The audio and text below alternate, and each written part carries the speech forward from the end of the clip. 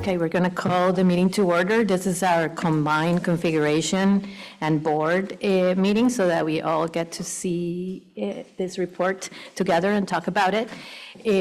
So it's 6:15, let's see, 6:16. Welcome, everybody. I'm going to just do a brief introduction of, we have Tracy with us. Some of you met her at our last meeting. We're really thankful of you being with us today, Tracy. This report summarizes information to inform considerations of hypothetical merger to form a singular district between Montpelier, Roxbury schools, and Washington Central schools. This information includes options of forming a singular district, which is what we asked our consultant to do. And there's some comparisons of current articles of agreement and other districts' articles of agreements, and a lot of data what will be required under Vermont law to do a governance study. Well, this doesn't represent any, as you can see in the study, there's not any pros and cons. And the only reason I'm going into this is that we've been receiving a lot of emails from different community members. What it does do is that it provides useful information for discussion about opportunities and challenges. This is just the first step.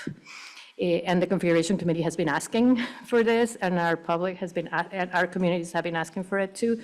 And this could be a multi-step process, and there will be multiple opportunities for engagement and involvement. And this is not looking at how this potential merger aligns or not with Act 73 either, in case of those questions are coming up. But we are glad that we collaborated and compiled this material in one place so that our districts and the state can better understand and consider the educational opportunities and the financial realities and weigh in on potential reconfiguration, so then we can discuss how we want to use this report.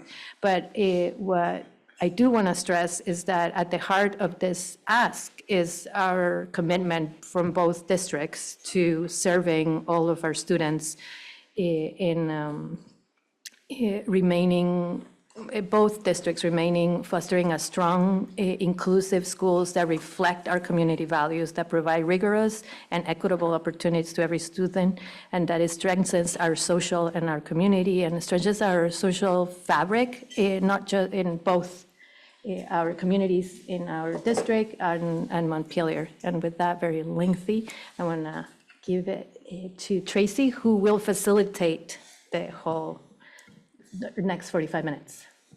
Okay? Right, got it. So I just want to start by introducing myself. My name is Tracy Rand. I have been in public education in Vermont for 36 years.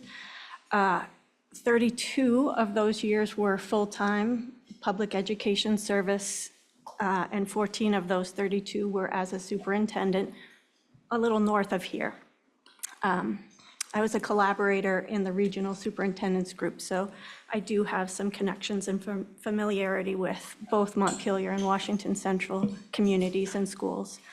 And the last 4, this is my 5th, I've continued serving public education as a consultant and coach, really focusing on working with education leaders and school boards.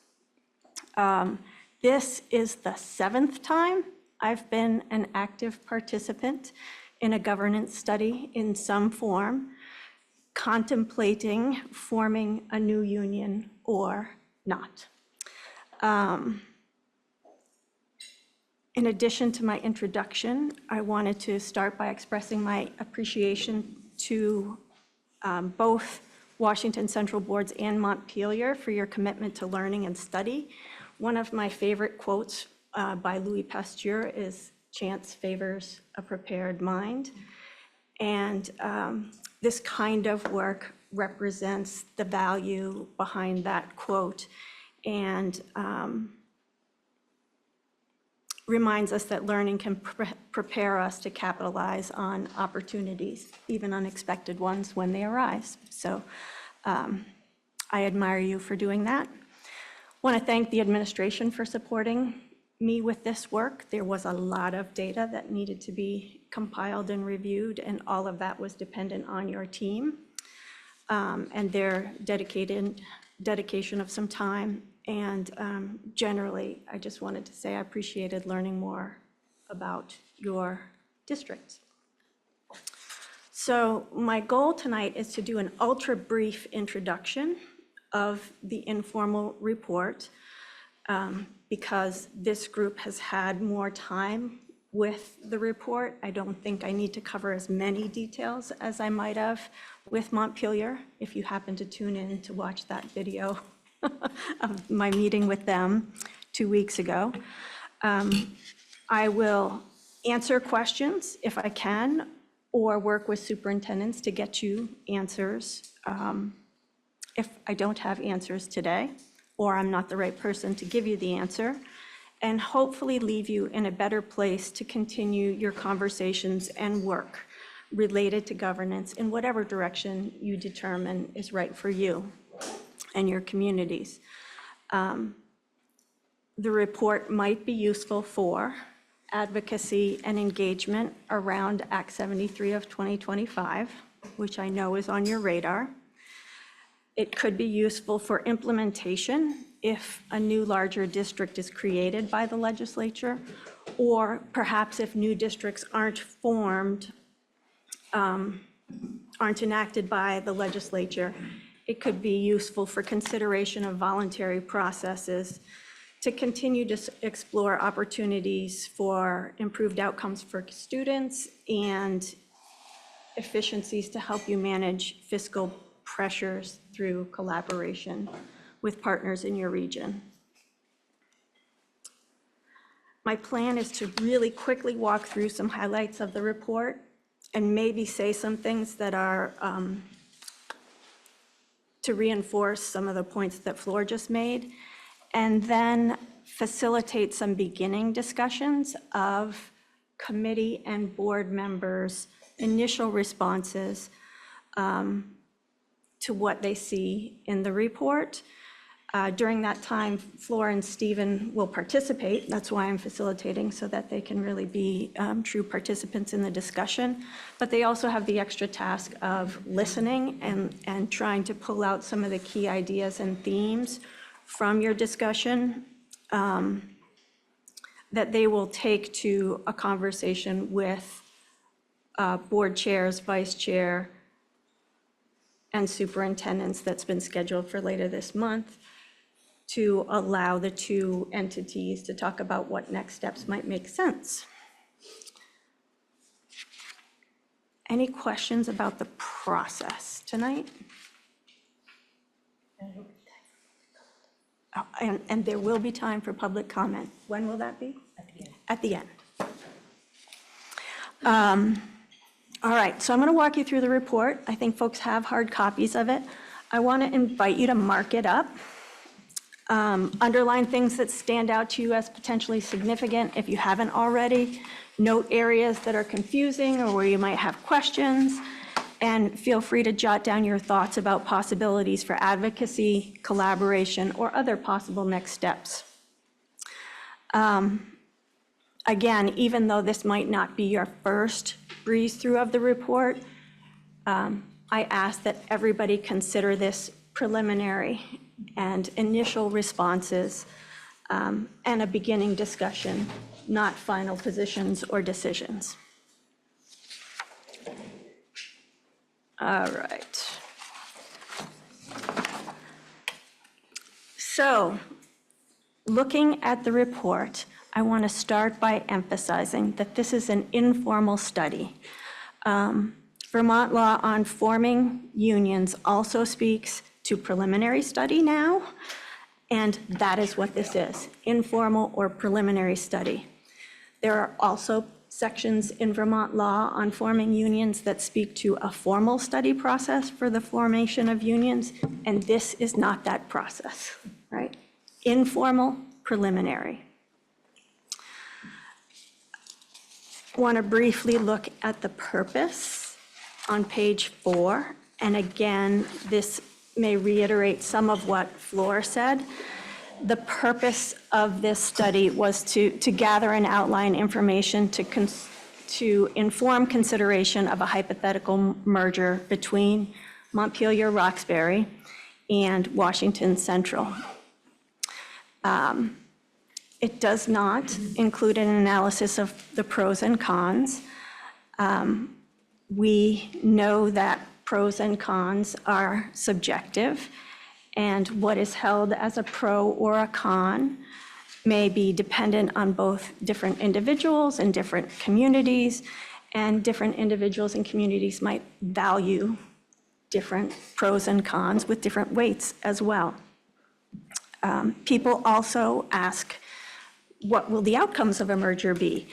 And we've learned from Act 46, 153, 156, a decade and a half of governance study in Vermont, that changes in governance alone don't necessarily change systems or outcomes. Those things are dependent on the decisions that are made once you make a governance change and seek to capitalize on the opportunities that the new operating and governing structure might enable. So ultimately, the outcomes of a merger depend on the decisions that are made and the context of public education in Vermont at the time in general. Given all of that, this information can be useful in discussions about pros and cons with community and board involvement for sure, and discussions about options and opportunities and their potential impacts in the future. I do have to say that I am not an attorney, and so this is not legal advice. I also want to mention that the study started in April before what was then H454 passed and became Act 73 of 2025. But again,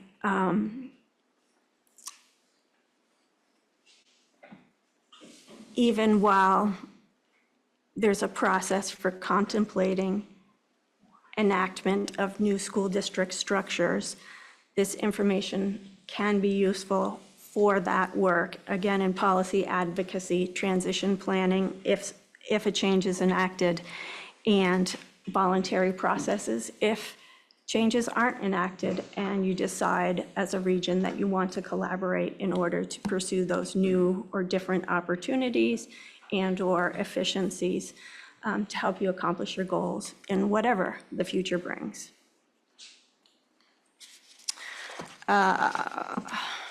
Going to turn back to the table of contents and just highlight that the first section, from purpose to a brief history of MRPS and Washington Central, really is context setting.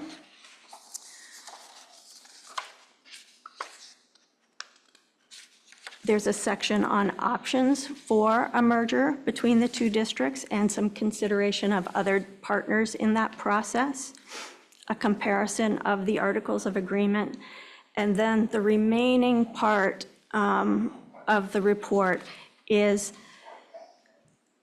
nearly all of the considerations that a study committee would need to consider and address if you were contemplating whether or not to recommend a merger to form a new union. So it's the data you need to do that study report process.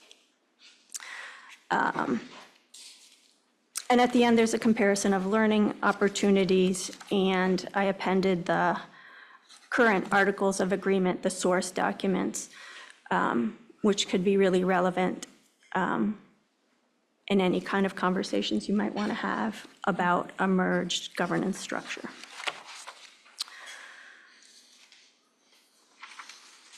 On page 5, I have a little section that's definitions, some definitions of governance from law, followed by my less legal explanation of what they are and some local examples. And I included policy objectives for education governance in Vermont that would be useful benchmarks for thinking about the pros and cons and the benefits or lack thereof of a new governance structure. This bolded section is from Act 46. I'm not going to read it now, but I want to mention that Act 73 does not have such a concise policy statement that I felt like I could just put it in there.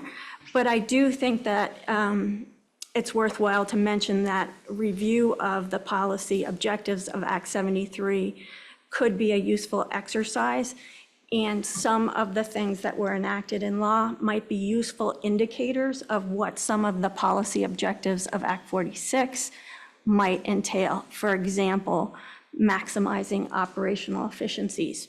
We might be able to use class sizes, for example, which are a part of Act 73 as an indicator or further definition of what policy objectives the state of Vermont is seeking in terms of education governance.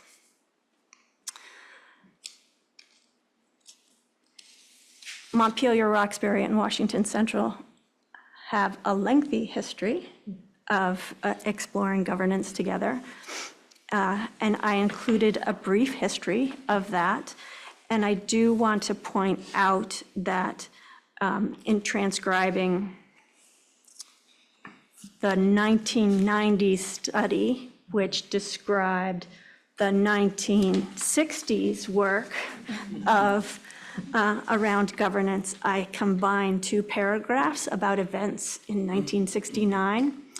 The long and short of it is that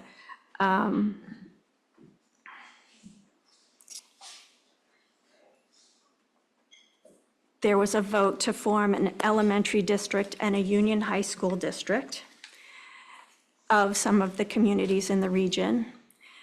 Berlin then voted to join that district, that merger, which created the former U32 structure, by the way.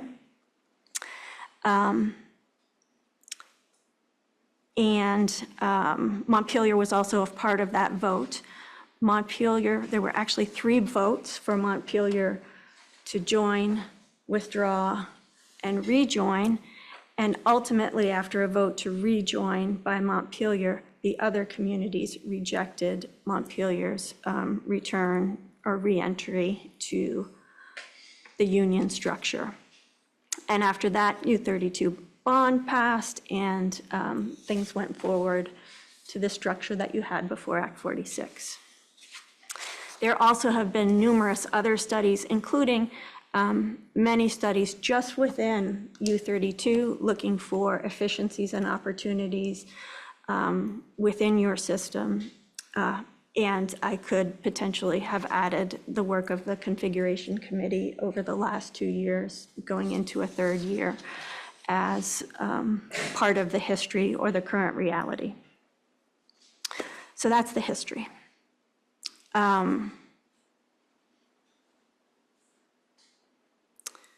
The next section addresses options for a merger between Montpelier, Roxbury, and Washington Central. And basically, there are 2 pathways. One is a pathway similar to the pathway that was available for Act 46, a voluntary study process where articles of agreement were created. So that pathway is still there. Since Act 46, the law has been rewritten, and there are some clarifications and some places where they addressed gaps in information and kind of confusing spots in that process. But overall, the process is very much the same in that 2 districts can say, hey, we want to study a merger, form a committee, adopt a budget, and follow that process to lead to a recommendation. There also is a new process. As of 2022, which is joining an existing union district through enlarging. And that new opportunity provides for the board of one district to engage in preliminary study.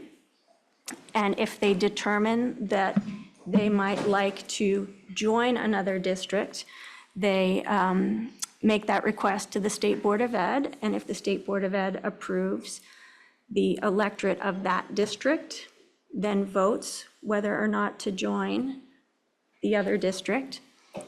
And then within 2 years of an affirmative vote, the receiving district, the district that they wanted to join, votes whether or not to welcome them into that district. And at some point in the process, and the timeline is not specified in law, the articles of agreement that govern that organization are changed. There are some articles that will have to be changed by definition. For example, board composition, you'd have to change that, right? But it's not clear when that would happen in the process or how it would happen, and what the roles of the participating communities would be in that process. The flip side is, the alternative is a district could invite another one to join them, and the process is the same. So the two options are asking to join another or inviting someone to join you. Again, the steps are very much the same, and there's a need to amend articles of agreement in both processes, and there's a need for preliminary study, which is not defined. So the challenge with that pathway is there isn't a lot of clarity and there's no precedence. The opportunity with that pathway is there's a huge opportunity to define a pathway that makes sense for you and to negotiate with your chosen partners how you want to tackle that process, and when and how you want to address things like articles of agreement.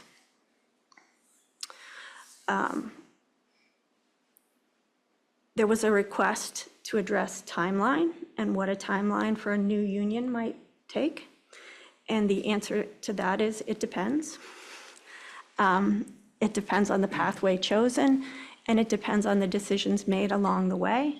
Everything from the cost of the study, the timeline of the study's work, the Vermont State Board schedule, what information they need. So it really depends on a number of things. In terms of other districts, generally, when you're thinking about what I will describe as the traditional study process to form a new unified union, option one, other districts can participate as either necessary or advisable districts. Necessary districts are those that have to vote yes in order for a new union to be formed, and advisable districts may vote to join the new district if it is formed, but if they vote no, they don't join, but the new union can go forward with the advisable districts. The law does not explicitly address more than 2 districts in the enlargement option, but again, I think there's challenge in that there would need to be some technical and legal advice around that process if you were looking at multiple districts participating. But there also may be an opportunity for regional collaboration and some agreements about a process that makes sense for the districts that want to participate in an enlargement process on a voluntary basis. So the specific districts touched upon are Barre. And Barre, as you know, is a pre-K through 12 supervisory district, the same operating structure as both Montpelier and Washington Central. I should say Montpelier, Roxbury, I apologize. And so the operational structure and governance structure is a match, and so that is an easier unifying process to consider. So a district like Barre could join either as a necessary or advisable district, or advisory district in a formal study, or be a partner in creating an enlarging process in a collaborative way. There was the proposal, the request for proposal also requested consideration about the Career Center. That is more complex. The Career Center serves communities and school districts beyond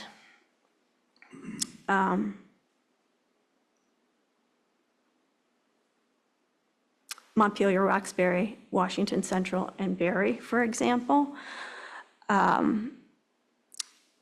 CVCC is currently a standalone supervisory district, and its articles of agreement provide for it to be dissolved through a withdrawal study.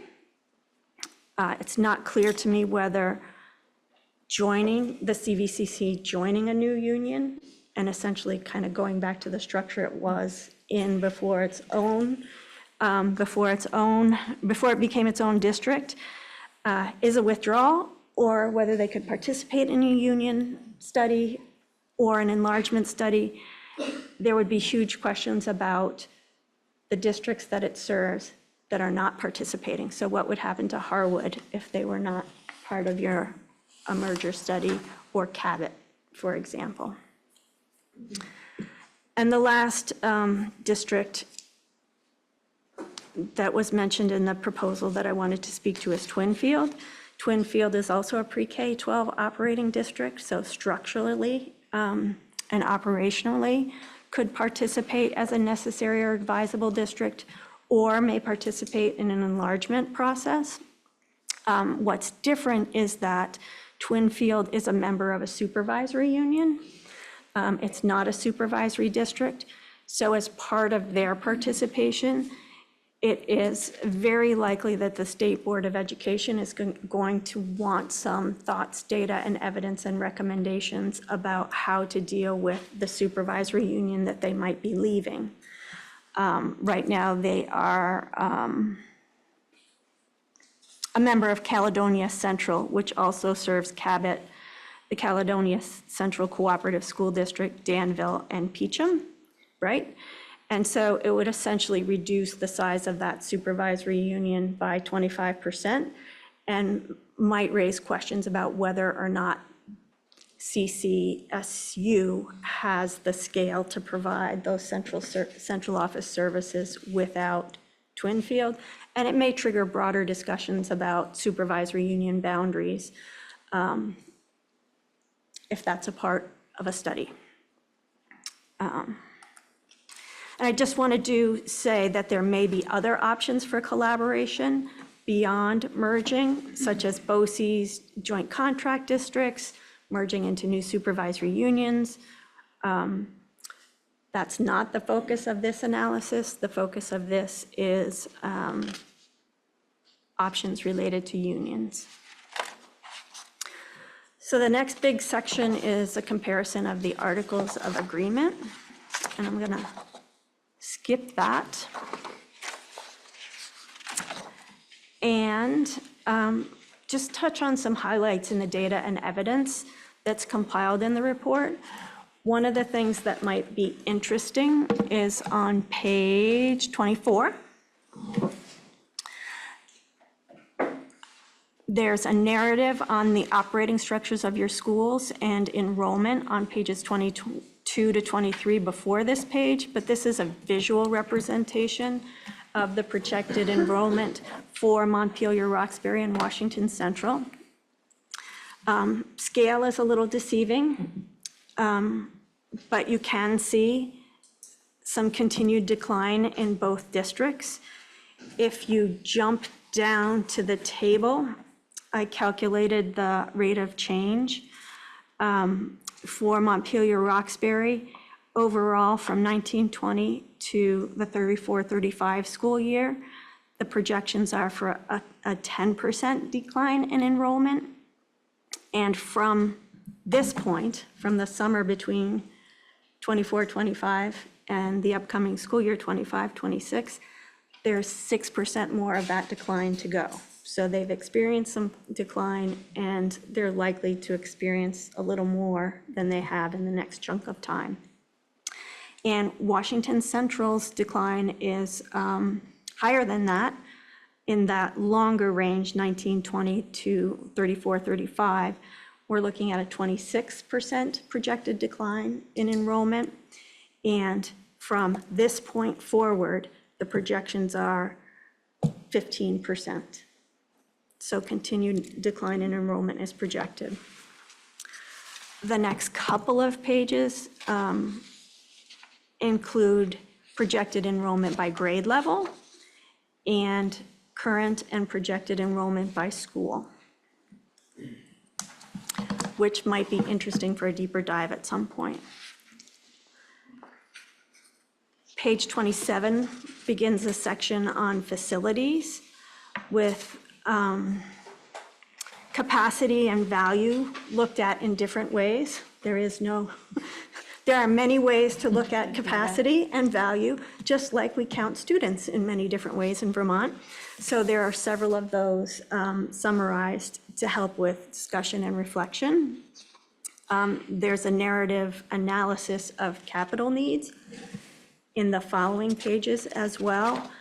And I think it could be useful for this community to learn a little bit more about Montpelier's needs. You might be aware because you're neighbors.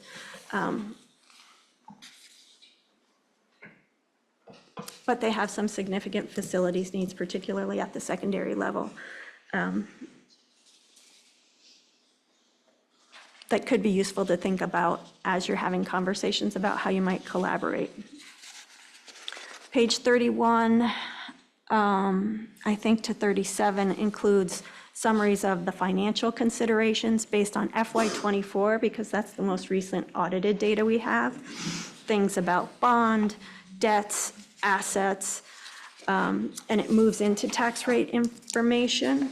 And the thing I wanted to show you on tax rate information is on page 37.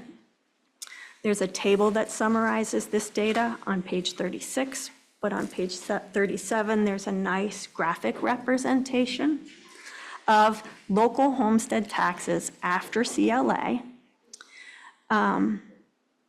If you're curious about before CLA, that's in the table on the preceding page.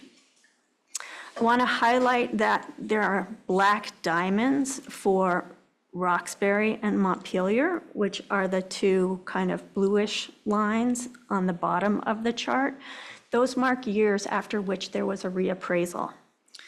So it doesn't appear, there is a drop in the property tax rate in those years for those communities because they were reappraised. That doesn't mean people's tax bills went down because their properties went up. So it's not necessarily safe to make an apples to apples comparison in those years of reappraisal. The other thing that's important to look at here is that black line between 24 and 25, which marks the point at which the way we weighted pupils changed. We went from equalized pupil counts to the new long-term weighted counts. And that affected per pupil costs, which then had a ripple effect on individual tax rate calculations district by district. So it's not necessarily apples to apples to compare pre-FY25 tax rates with FY25 tax rates and beyond because we changed those weights. But it is interesting to note the spike in tax rates that your community saw, which is representative, I think, of what taxpayers felt and what led to budgets being rejected that year and ultimately may have contributed to Act 73. On page 38, there's a history of spending per pupil. It's a table. And it shows 5 years of education spending per pupil. The first 4 years are education spending per equalized pupils. And so it lists that amount. It lists the rank of each district of the current number of districts in state. And then it lists the percentile for per pupil spending. So for in 2021, Washington Central's ed spending per equalized pupil was $19,531.39. You were 13th highest of 118 districts. That meant that 11% of districts spent more per pupil than you in that year. And you can follow that data down on an annual basis. There's a gray block there that is intended to highlight the shift from equalized pupils to long-term spending per weighted, spending per long-term weighted pupil. So that changed how we counted pupils, and it had an impact on the calculation of total spending per pupil and your ranks. Again, not apples to apples for the data from prior years, but still interesting to think about how those changes in weights affected things and to see how trends continue for spending.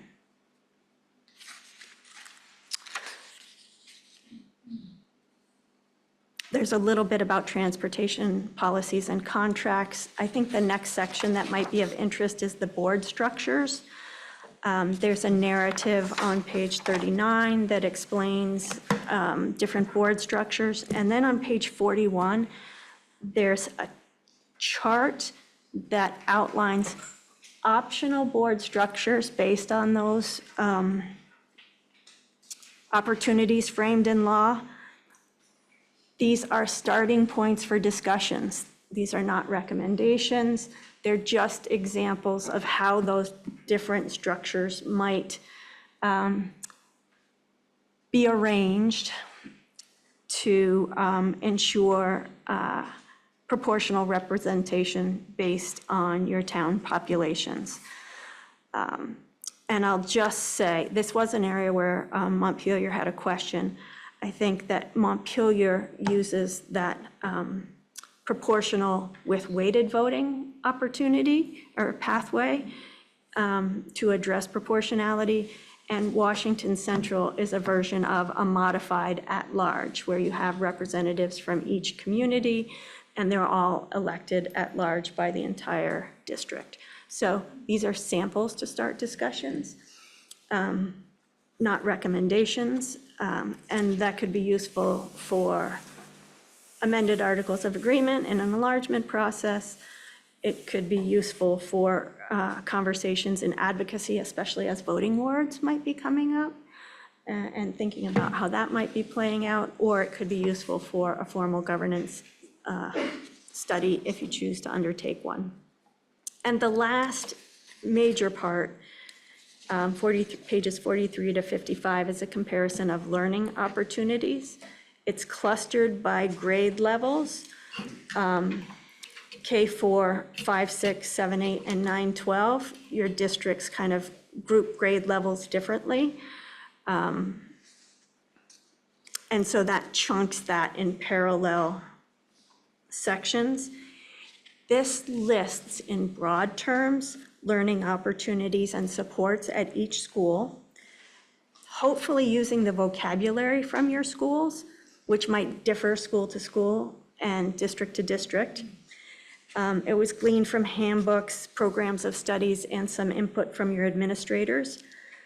It doesn't get into how much of them students have access to, the quality, and the outcomes, and it may not include everything that's important to someone, but it's a starting point for reflection and future discussion. So I'm going to pause from all of that. And before I want to shift right to discussion, I guess. Yeah? Sorry, you should have elbowed me. No, it's okay. And we can go a little bit over, and we'll just start behind our next meeting. We have 15 minutes to play too, so. Okay. Yeah, so let's move to that. And I just put a link to the report on the website. On the chat. Okay. As part of the packet. So I want to invite discussion, initial reactions from board members and administrators and configuration committee members on their initial responses, and just ask, given time and the number of voices, that when you speak with respect, not only your words and body language, but making sure everybody has time. And use this as an opportunity to listen with respect. We're not making decisions. We're not making judgments. It's a good time to free yourself from thinking about what you might say and really give yourself permission to hear the ideas of other people. And that's what the elephant symbolizes. This is my talking piece for formal restorative circles. And again, Stephen and Flora will participate, but they'll also be listening for main ideas and share those with you at the end, and bring those to that next meeting with leadership from Montpelier. So my first question is simple. What's one thing that stands out to you in the report, and why? And I would invite anybody who's comfortable to start, and we'll go around in a circle. And Flor will help me make sure that we invite people who are participating online. Do you want to start in the corner? Anybody want, who's feeling ready to start? I am. Great, thank you. So what struck me really broadly is that the needs and strengths of the two districts are complementary. Thanks. Can we go that way? Sure. What stuck out to me is that I think when we consider merging these two districts, we think a lot about the high schools, which is great, but we've mostly been talking about elementary schools on this committee, and this suggestion doesn't solve that issue, so they both still exist.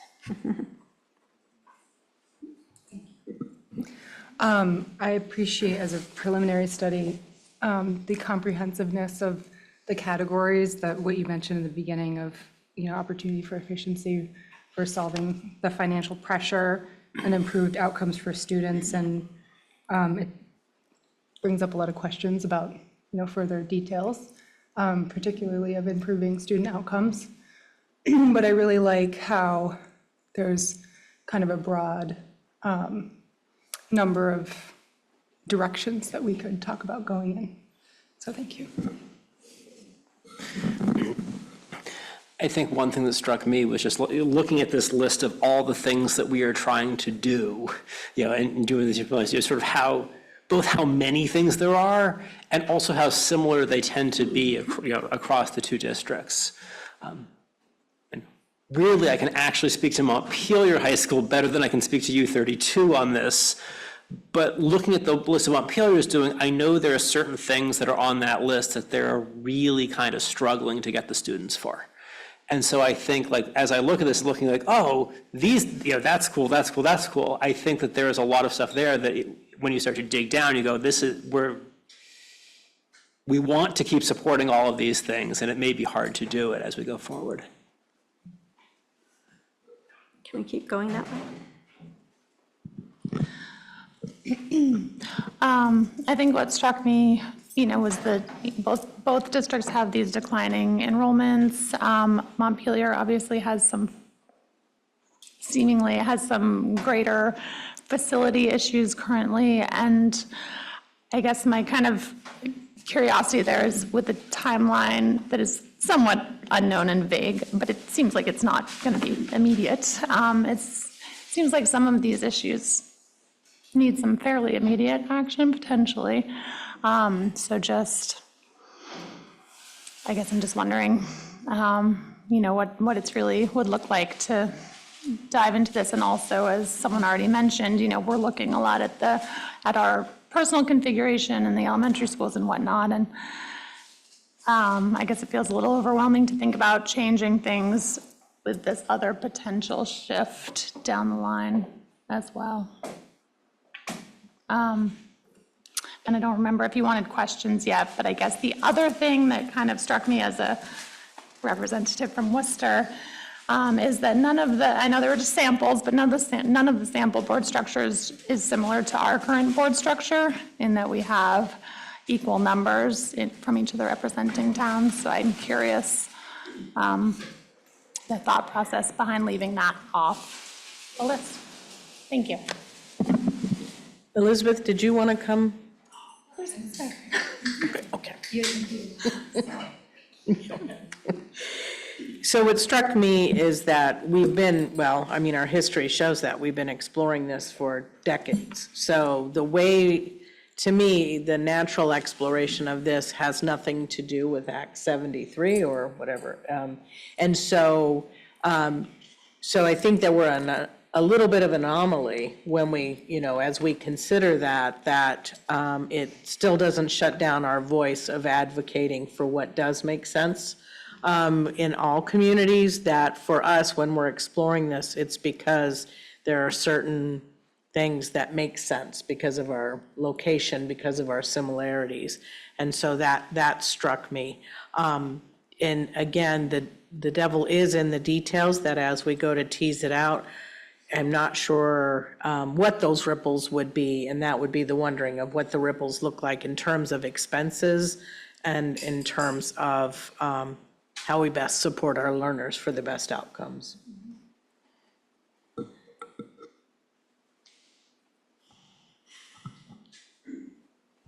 Sorry.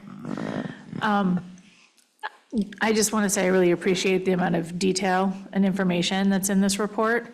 And at this time, I'm going to pass because this is way too much information for me to process and be able to give any additional thoughts.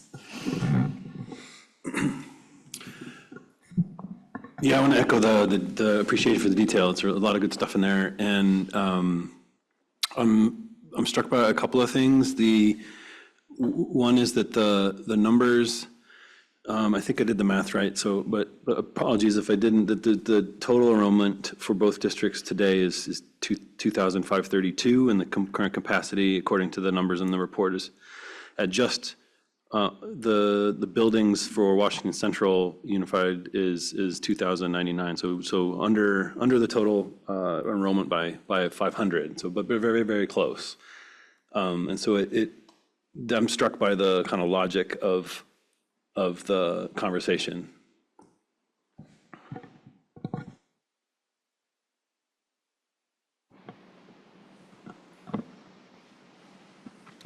Yeah, I guess for me, two things that I observe. One is I think a lot of the description of the comparison of learning opportunities reflects and confirms for me the similarity of these two districts, which really in many ways are two sides of the same community, and clearly a shared commitment to a lot of learning opportunities and providing that for students, which feels like a great foundation on which to build a single district. And I think the other point, which sort of builds off what Shannon said, is the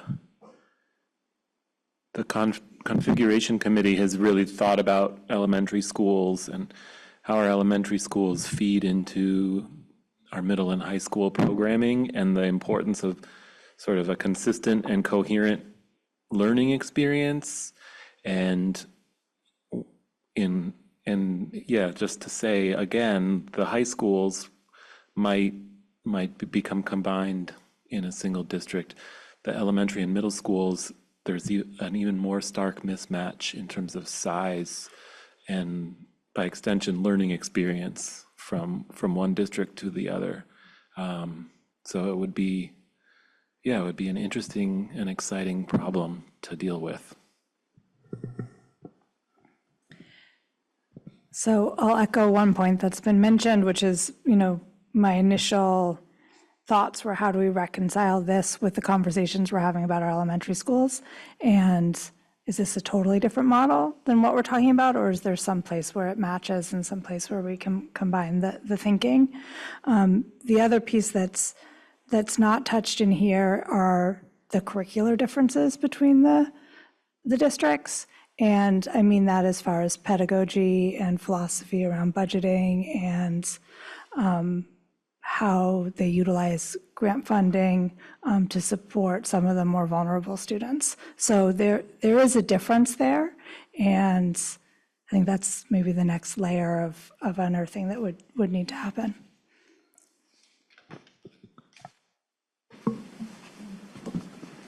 Yeah, I mean, I think a lot has already been said, and I agree with most of what I'm hearing. I think reading it and having the numbers makes the union seem a lot more like possible and tangible than it has before, so that's really helpful. And I just really appreciate that this study exists, that we're, taking this next step and we're getting information both to us and to the community. Yeah, and I think it's exciting.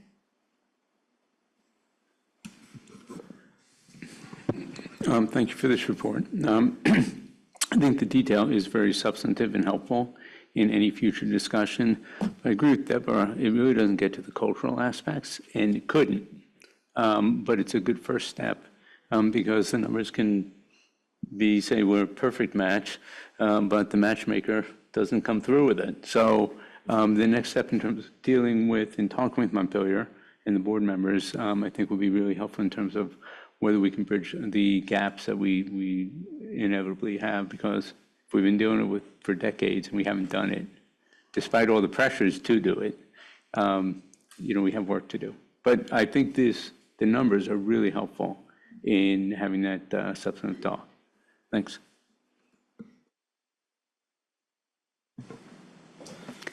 I also thank you for the report. I appreciated the details in it. I appreciated the depth that it went into to highlight all of the aspects that should be considered in merging a potential district or multiple districts. Not just, we went down this road prior to Act 73 and just a what if, right? And now we're looking at a potential future where there could potentially be mergers.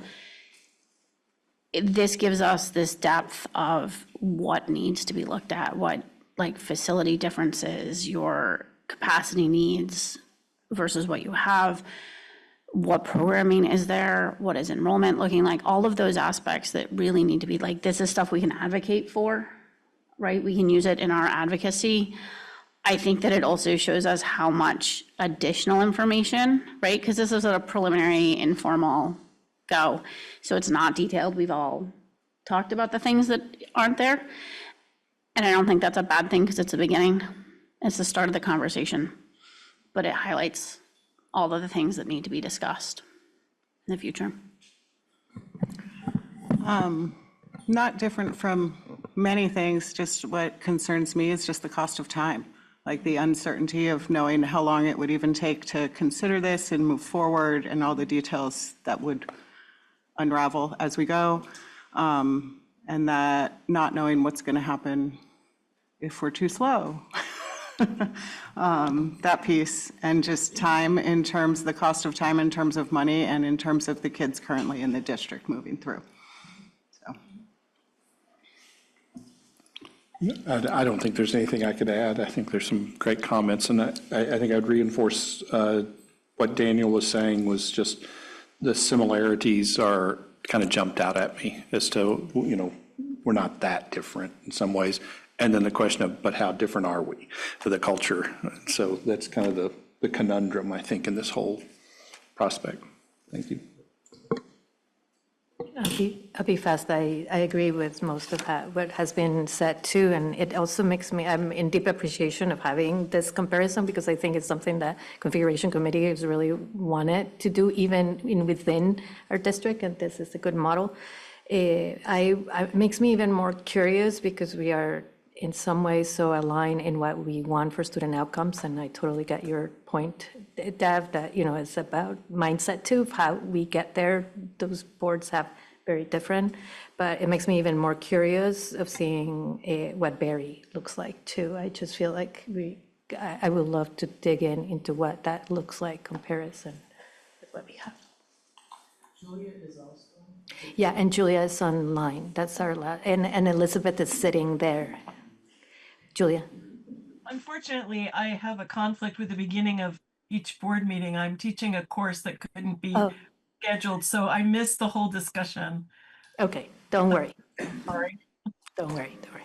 Elizabeth, do you have something to add? Otherwise, we're going to ask one more question. Great. Great. So I'm going to combine two questions. Oh. Thank you. I'm going to combine two questions and give you the choice to answer either one. They kind of overlap, and some of you have kind of leaned into them anyway. So I'd invite you to share your thoughts about an area where you have a question or would like to learn more. Some people already did that.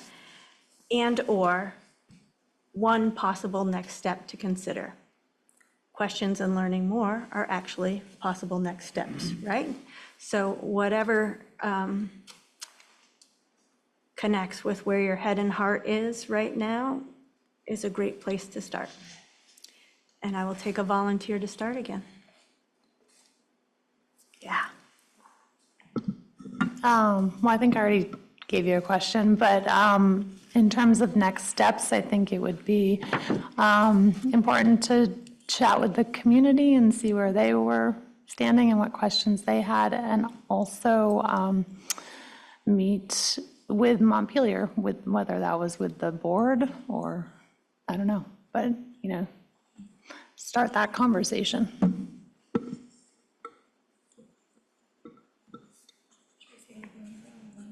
Yeah, let's go in order so we don't miss anybody. I was just wondering about, at some point, having a conversation about what the barriers are. What is blocking us?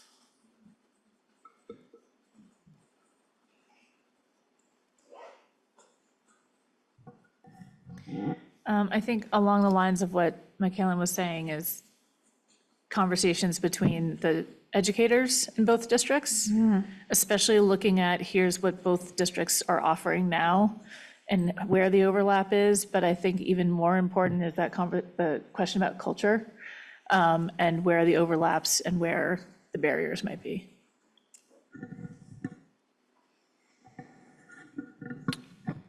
Yeah, I think you touched on this already, but I think hearing from the community about what their worries are and what, you know, once the reports is available for a little while, what people find in it. And yeah, I'm curious about that first.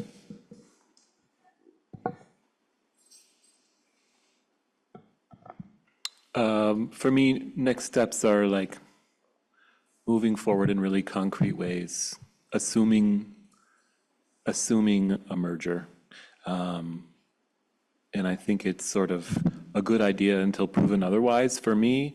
But I think one way that might look is sort of building on what Natasha said, like conversations and the district really being affirmative about making space for these conversations immediately, conversations between counterparts from each district at every level, and all of that information sort of culminating in reporting out and giving sort of a really in-depth description of what combining, you know, one approach and another approach might look like. Yeah, I'll add on to the next step of community engagement and engaging with the educators, engaging with the students, multiple levels, and like what Daniel said about counterparts, so members of the central office matching with members of the central office from both districts. I also do think that it'll be really important to frame that engagement on now, because there's a lot of history. And lots of us went to those schools, and now we have kids in these schools. So just really framing what's happening right now, not what was happening 10, 15, 20, 30 years ago, because we are in a very different time.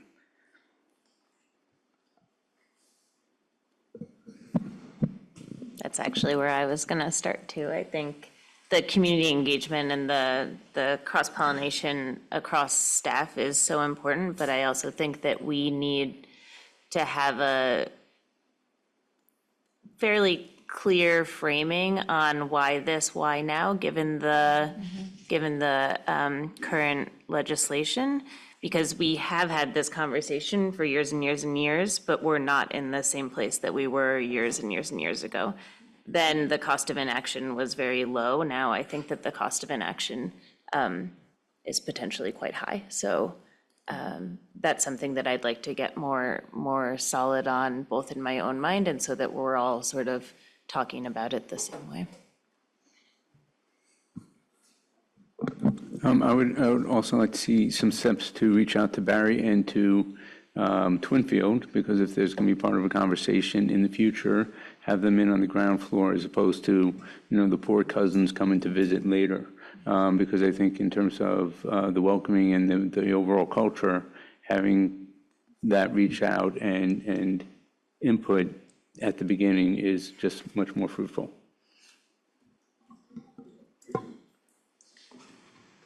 So I'm coming last, so I guess I'm going to echo a lot of the, not last, but close.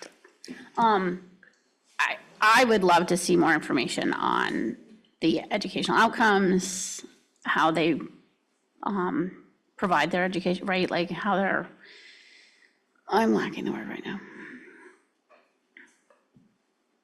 How they're delivering their educational models and their programming. And I think Zach talked on some of the things, like we can list all of these things that we offer, but how many students kind of actually show up, and is it still viable? But I also agree, getting information from the other towns, especially since we know with Act 73, the number range is what, 4,000 to 8,000 in a district. So we are not enough with just Montpelier. Keely basically said what I was thinking, and what's our cost of inaction at this point? And then I also agree with Chris in that we should be looking at Barry in a similar way now, not later.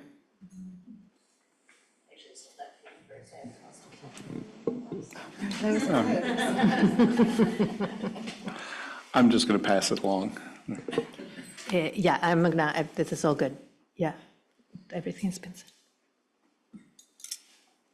I'm good, and I think also a next step is about naming the differences between perception and reality, and also understanding that oftentimes this is about getting the educators together. We may be using different language to talk about the same things. So what is the reality of the difference between the cultures and what is the perception? And I think that naming that in most situations that you have, there's a difference between the two of them, and grounding our work in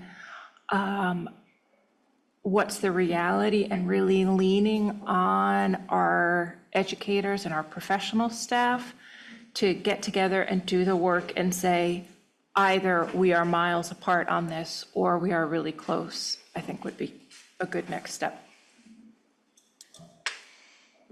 I think when communities engage in conversations about reconfiguration, they get hung up on common things every time, which tend to be transportation and equity. So Montpelier does bus to high, or doesn't bus to high school. We do. If we move elementary schools around, how long will it be on the bus? So that question. What positions would be lost in a merger? How many? How would that decision be made? Right. That question is going to come up. And there's another one too that I can't remember anymore, but kind of front loading that information, I think would go a long way, because we will lose hours and hours to public comment of people just asking these questions, where if we just put the information out there to start with, I think the discussions would be more fruitful. I also want to recognize that Roxbury in this situation would be being asked to move a third time. In just a couple of years, which they're a super active community. They're, really out there advocating for their kids, and I think it's important to engage them up front.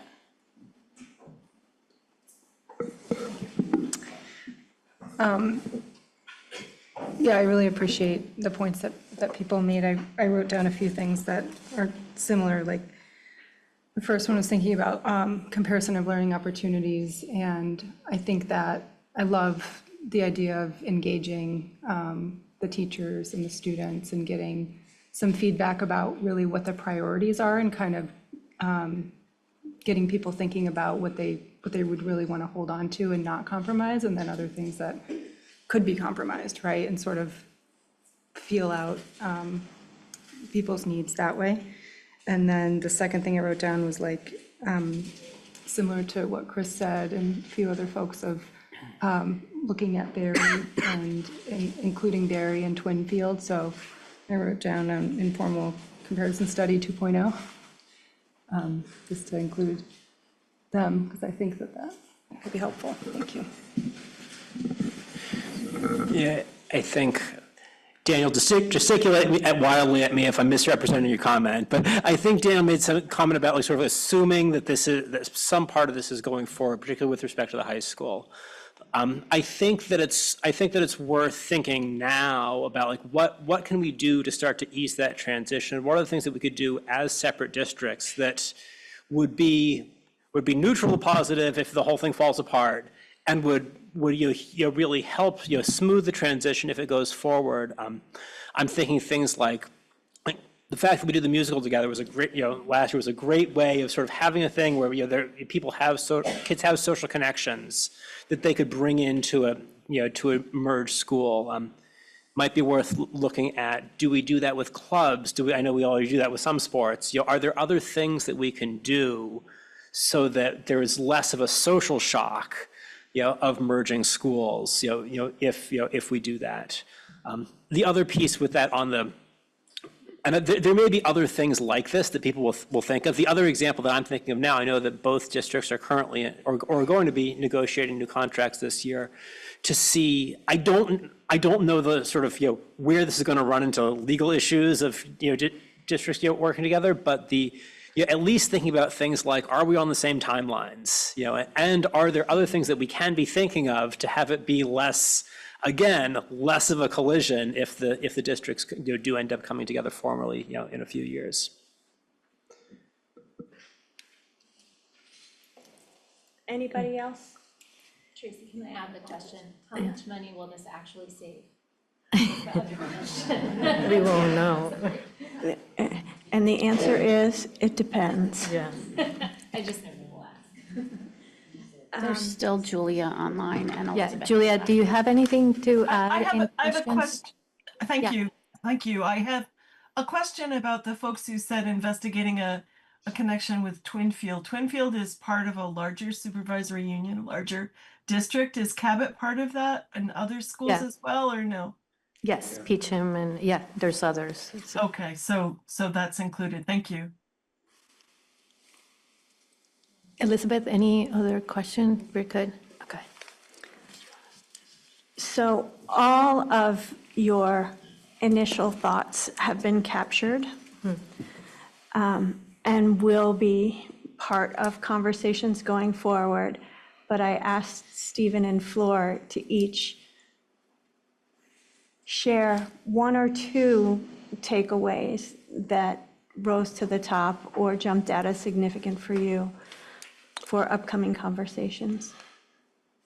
Yeah, I would say two big things that stood out is definitely an appreciation for the work, the complexity, the detail, and all of that, and that we have more to learn about each other. But I think that what stood out the most was just how do we engage our students, our staff, our communities as part of this conversation to make sure that that we're hearing from those that are most affected as students and staff to the communities that are affected as well. I agree with all of that, and I will add to not repeat what we heard about is moving forward in concrete ways. So really outlining how we're going to move forward. What Keely said, the price of inaction, and then reaching out to Barry and Twinfield. And Twinfield too, and the last part is just like really a comprehensive way of how we are gonna engage all of the collaborators, like you were saying. So we are taking this to that combined meeting that we're going to have just with so Ursula, Mia, Libby, and Stephen in a, forget. Next week. Yeah, I forget, is the 17th, and that is just the planning meeting, just a planning meeting because we both just heard from our boards. And then also the last thing is that we heard you loud and clear, you want to have a combined meeting with the board, and we'll talk about what that means. Yeah, and I think that's, Yeah. and there's a lot of more notes, but I'll just thank you again for the opportunity to learn more about your organization. I learned a tremendous amount just by hearing your discussion tonight. And again, you have my incredible respect and appreciation for the work you're doing for your kids and your communities, but also because it matters for kids everywhere in the state of Vermont. So thank you for doing this hard work. Thank you. Thank you, Tracy, for being here. It's really helpful. We are gonna, we have some community members, so I still want to honor that. We're going to give you a little break. I've just let some people know that we're running late because we have 2 different links. Oh, we don't? Oh, good. Okay. I was getting text. So I'm gonna now open it to public comment for configuration committee. We're gonna have a separate public comment for our board meeting. So if you have a public comment that is for our board meeting, please hold it for right now. If you have a public comment from this conversation right now, please go ahead and do it now. We are gonna really do a 1.5 minutes today because we have a lot of work and we're gonna potentially have a lot of people present. So if you have a comment right now, please raise your hand, whether you're here or in online. I'm trying to look at both the monitors. And, okay, seeing none, I'm gonna look for a motion to adjourn our configuration committee meeting. Thank you, Keely. Second by Chris. All those in favor, please signify by saying aye. Aye. Okay, we'll be back here in 5 minutes. Okay, just those who are online right now, you can stay in this meeting. It's the same meeting link for the board meeting. Okay, let's get started, everybody, because otherwise we have a lot to cover. So let's call the meeting to order. We just got done with our configuration committee meeting a little late. That's unusual, but we felt like we needed to go through the questions and everybody had a chance to give input. So now I'm going to call the meeting to order of our Washington School Board at 37 actually. Sorry. Any changes to the agenda? Okay.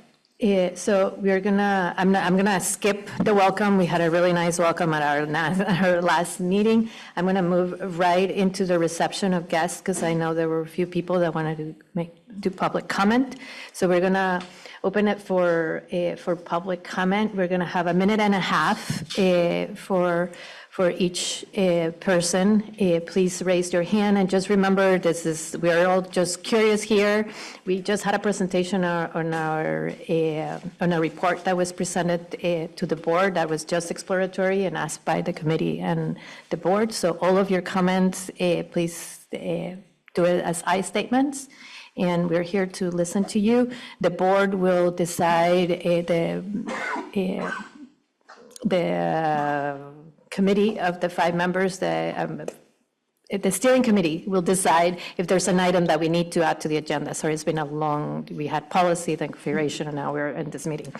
So the steering committee will decide if there's a comment that grants bringing that to an agenda item to our next meeting. We'll do that. The configuration meeting, the steering committee meets on the 10th. Okay.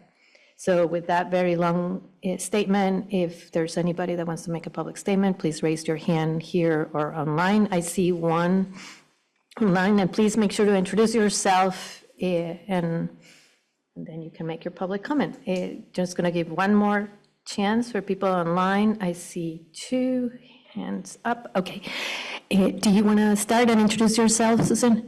And you're going to get a mic, so come forward and then just wait a minute for Spencer to get back to his desk so he can set the timer. And you will see it on the screen. Yeah. Okay.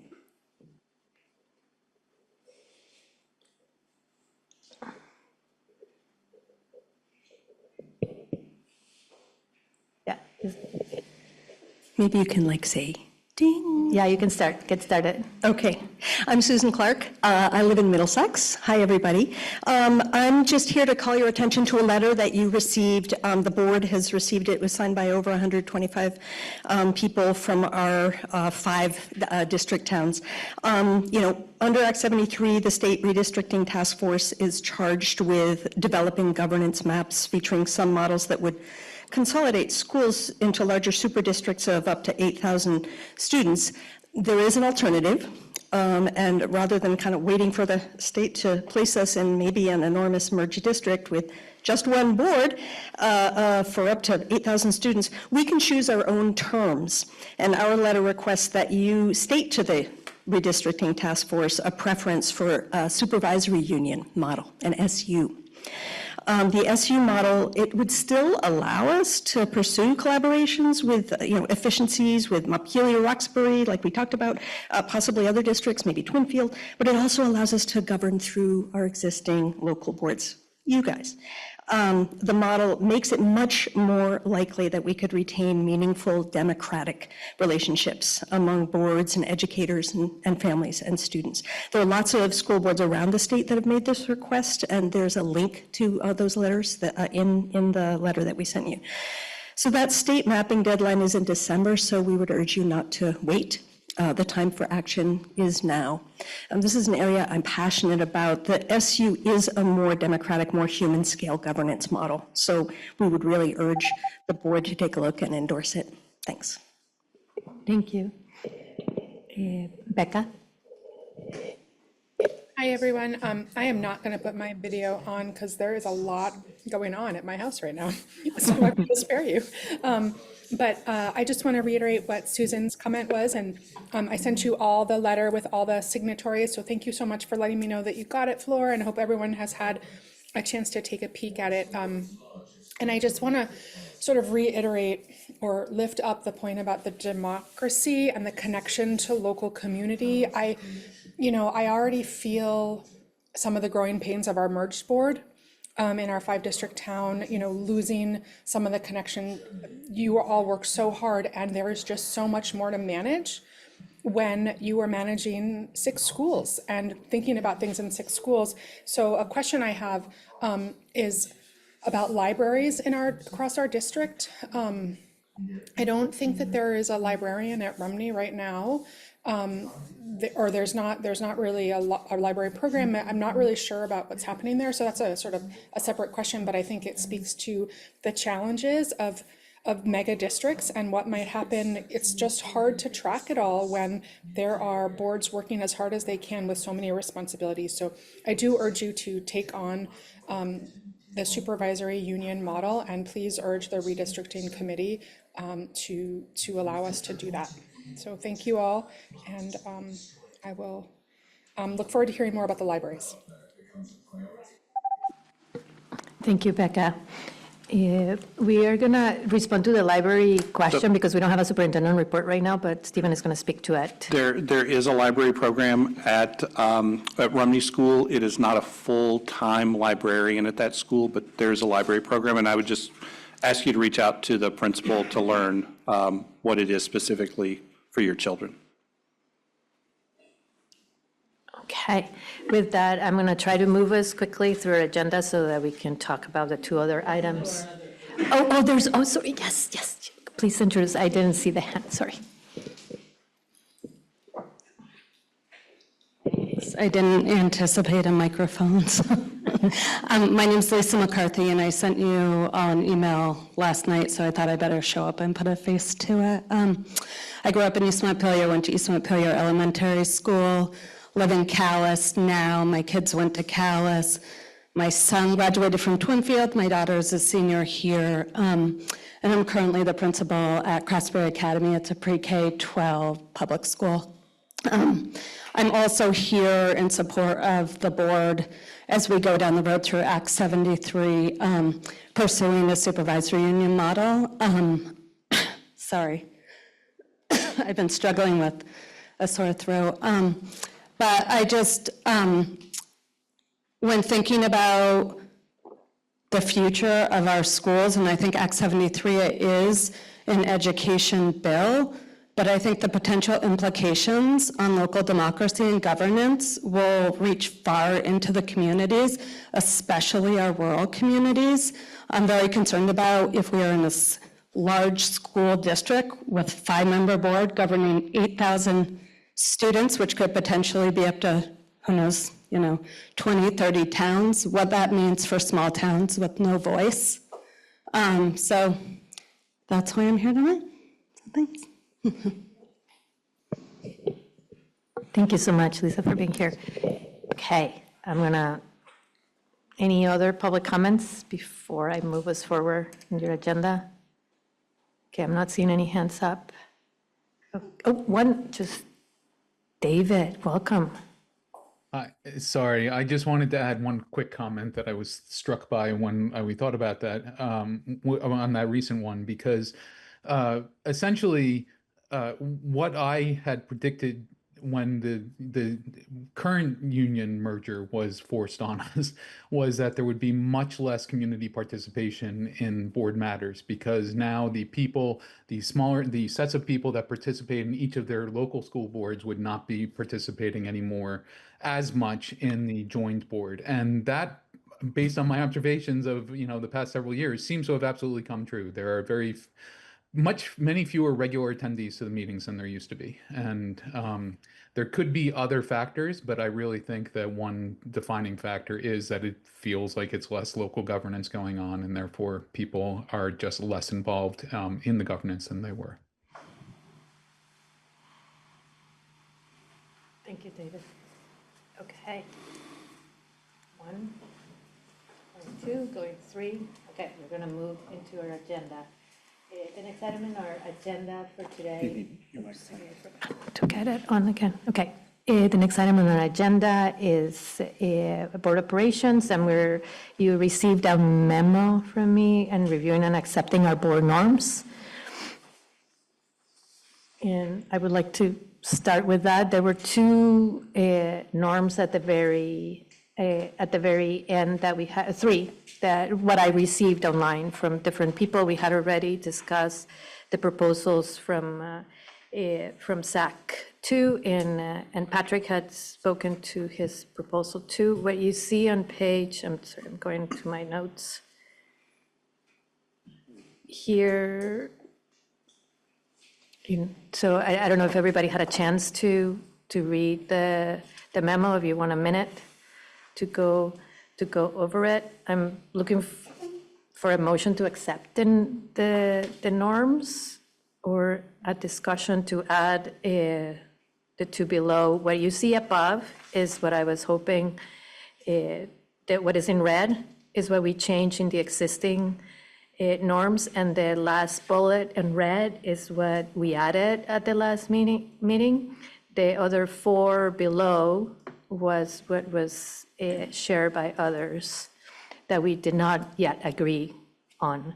So if there's any of those 1, 2, 3, 4 that you want to move up, we can do that. But just a reminder that our board's norms are for grounding us. They're aspirational, right? And we had that discussion, and they will establish our culture. So that's what you see there is where I'm trying to go at. Diane McCallan, do you want to? Or you were just agreeing? Just agreeing. Okay, good. The one that I feel is important, potentially important for us to consider as a norm, is number 1. That really resonated with me just because of the stress and strain that is across the state, and the fact that we would acknowledge the fact that we can disagree in a debate but not attack. To me, that's just an important statement in our current context, but that's just my opinion. Dan, I'm wondering if the sentence, when addressing challengers or missteps, we about placing blame. To me, and again, I'm fine with people not agreeing with it, but to me, I need a stronger statement to the fact that we will not attack each other in this meeting, that is not our norm. Because we hear about it all the time across our state, unfortunately. Could we add number 1 to the second to last bullet at the end of respect each other? To the second, to respect each other? Yeah. Yeah, I would support that. Can So I we, was wondering if we could add number 1, board members will address topics, right, to the second to last bullet point. so as a, sorry to interrupt, Amelia, can we make, Chris, can we make sure that we turn on the mic and that you wait to be recognized? And I know that that's hard, I try to just hold on a minute. Do you wait to be recognized to speak so that we can move? We have a lot to go today and do your mic, so hold on a minute. Amelia, finish? I was suggesting that we maybe add the bullet number 1, or point number 1, to the second to last bullet. Second to last, okay. Yeah, It just and just was tack not it on clear at the end, maybe. What you were saying for me. Thanks. Patrick? I would support that, your suggestion, and I think it captures the intent of that norm. Okay. Zach? I'd also support, adding bullet number 4 as a separate bullet, in the norms. Okay. Daniel? Yeah, I was just going to point out that the last drafted consensus bullet reads to me as redundant to the second to last, particularly if we add in this other language. And I think I remember your intent, Floor, in drafting that, but I think given that we've added to the second to last, I think probably removing the last makes sense. I think it's a little bit more complex than. Yeah, so the second to last, which would now become the last, is respect each other, listen, allow others to be heard, share concerns, assume positive intentions, be present and celebrate successes. Board members will address the topics up for debate and not the person. Personal attacks are out of order. And that last bullet in red would be stricken and would not be part of the norms. The one that begins, assume positive intent and focus on shared solutions, which is a wonderful sentiment, but also redundant.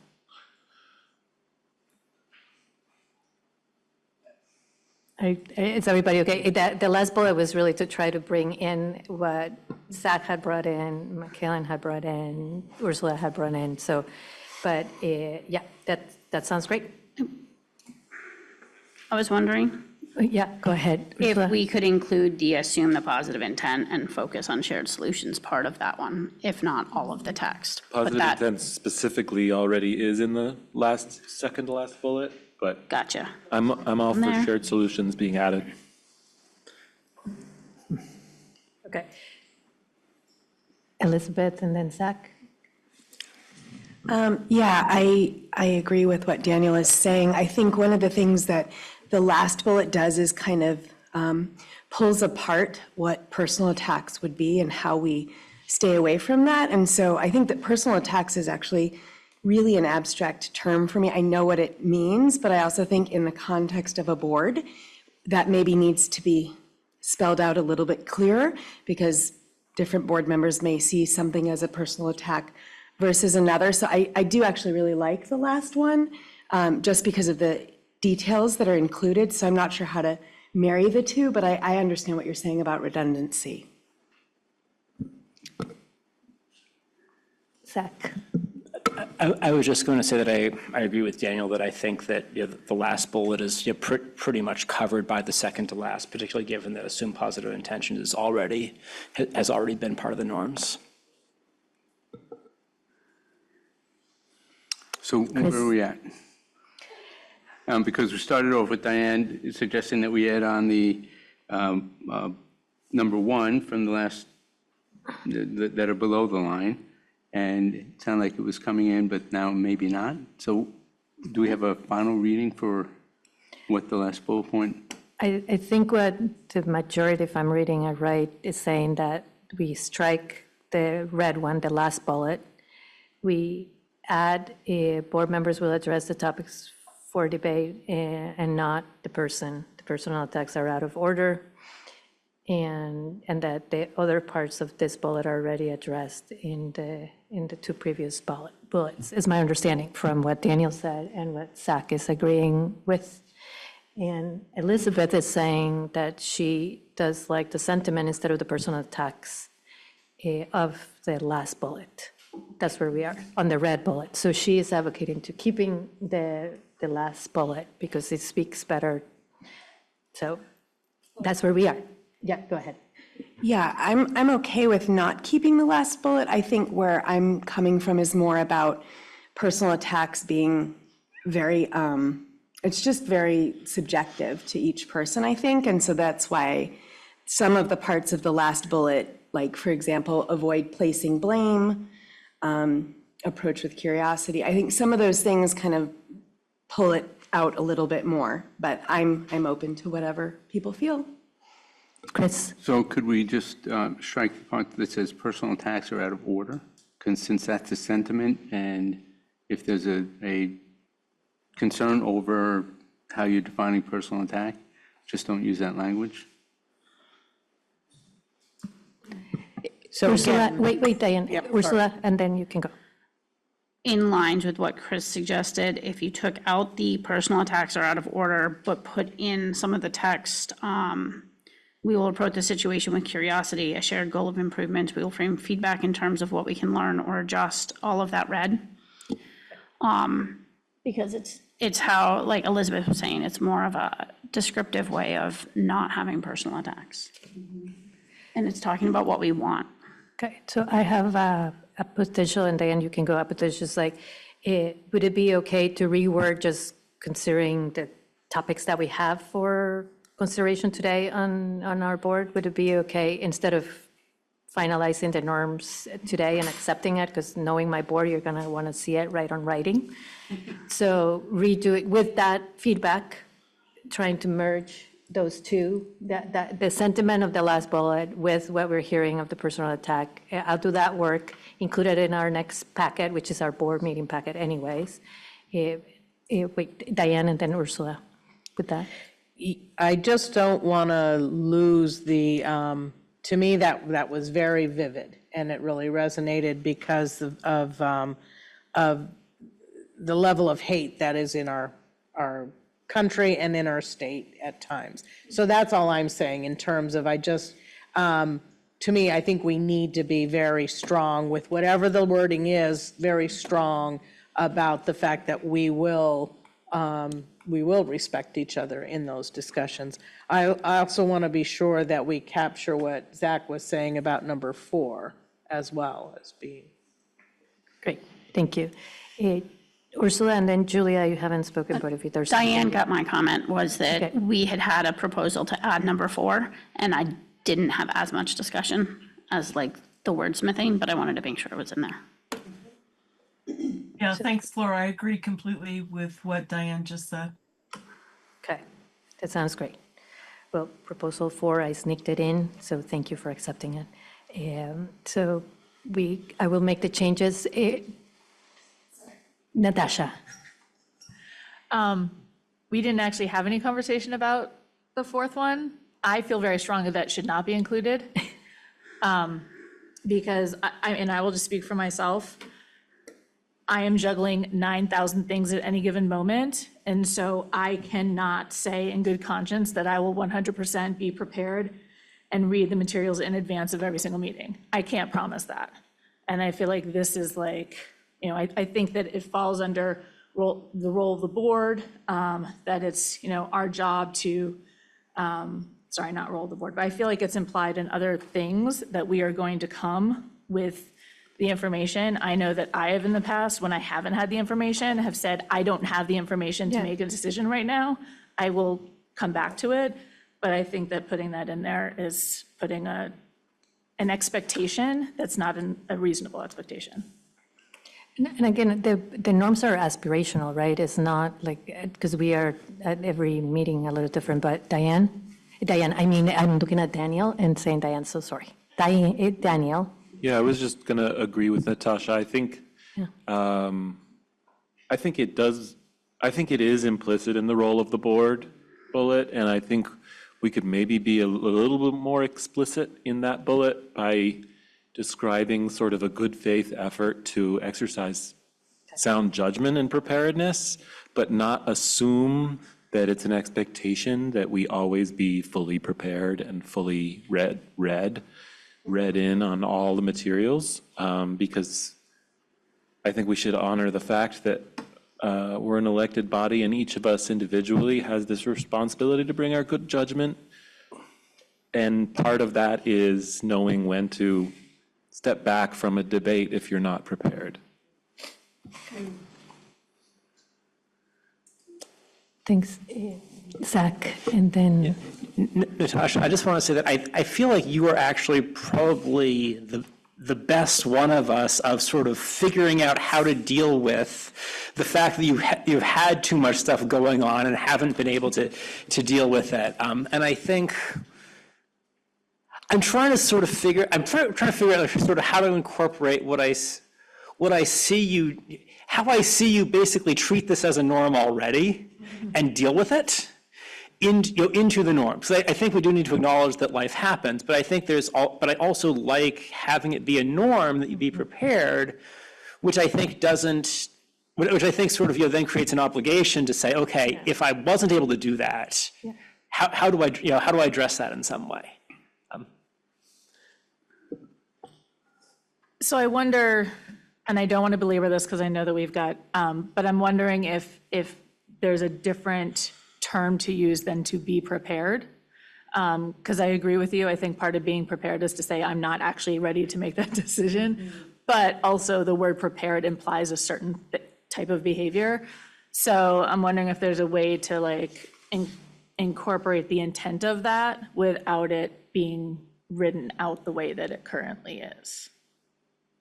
What about just the first sentence, prepare for meetings and receive materials in advance? Because that sort of goes both ways. So prepare for meetings, however you're preparing for meetings, and receive materials in advance. It doesn't imply that but we want materials in advance, which is what I've been working with, and prepare for meeting, however that. Go ahead. And it's kind of what Daniel shared, it's mostly what Daniel shared. In good faith, exercise informed decisions responsibly. Just tack that on the end of role of the board. In good faith. In good faith, exercise informed decisions responsibly. Okay. All right. Okay, that's a lot of feedback. But so You got all that? I got it, I think. All right. We recorded Aren't you excited for another memo? No. Okay, let's move right along. The work plan was updated. Chris, do you have a comment I on have the? some more comments on the norms. Oh. Because there's the number 2, bullet point number 2, striking out asking clarifying questions and then shifting that over to the steering committee. I think that just creates more distance between community members and board members, which is already pretty distant as it is because we just sit here and listen, we don't ask questions. So and it also ends up, I think, putting too much power in the steering committee to decide what board members can or cannot discuss with community members who ask questions. So I would not agree with that. I think being able to ask questions and asking clarifying questions is very helpful. The second comment is on the community dialogue. Shouldn't be may, will, if we're going to have, since we have so little dialogue with the community as it is, we should require ourselves to schedule periodic community forums for dialogue as opposed to have it discretionary. The other question I had was on the announcements in reports, where it says announcements from the administration will appear in the reports and not as discussion items. I'm not quite sure what that means. Are you able to answer that, Steve? So the reports themselves are the announcements. If there's a topic that needs to be discussed by the board, then that's not an announcement from administration. That we would provide data and information for the board for any of its discussions. Okay, that's helpful. And one final thing in terms of the role of the board, that norm seems to assume that there is one specific agreed upon role of the board. And I think we've had multiple discussions over times about asking administrators questions that some board members think we shouldn't be asking and other board members think we should. So I don't think we should have that norm that can be used to say you're outside of the role of the board if you're asking the administration questions, when other board members think that's not our role to ask questions of the administration. Because we've had that discussion on numerous occasions, I think, and I think there's a specific difference in terms of how different members see the role of the board in asking those questions. So to have that as a norm can be used, I think, to say, well, you're not honoring your duty because you're asking these questions, which I wouldn't ask, but I think there's variable perception of the role of the board, and it's not a uniform role, I don't believe. So, with that explanation, that cannot be used as a calling someone out of not honoring the role of the board if you're, just have a different view of what that role is. Ursula? I guess I didn't realize that I didn't think that the intent of the board norms was to be a tool to call each other out on, but that this is to set our tone for our meetings and how we will conduct ourselves. I didn't consider it a tool on you didn't follow board norm number, whatever. It's aspirational, as we've talked about, like these are the things we're going to aim to try to do. And I want to ask other board members to chime in, so it's not just me, because we had the discussion, what you see in red there, we discussed that at length at our retreat. So the public input in the first three bullets, or the first two bullets, when you see the changes, those were changes that the board members made at the retreat and in consensus. So I just put them in red so we had them now for us to see, but that was a change that the board made as a whole at the retreat. So, Keely? Yeah. I think that one about the community involvement during regular meetings was just trying to clarify what we did with public comment, because I think there's been some confusion around, then is it our job to raise that, or how does it get on the agenda? The reason I think it says that the steering committee needs to add it to the agenda is because the steering committee makes the agenda. So it says that the board member can ask the steering committee to put it on the agenda.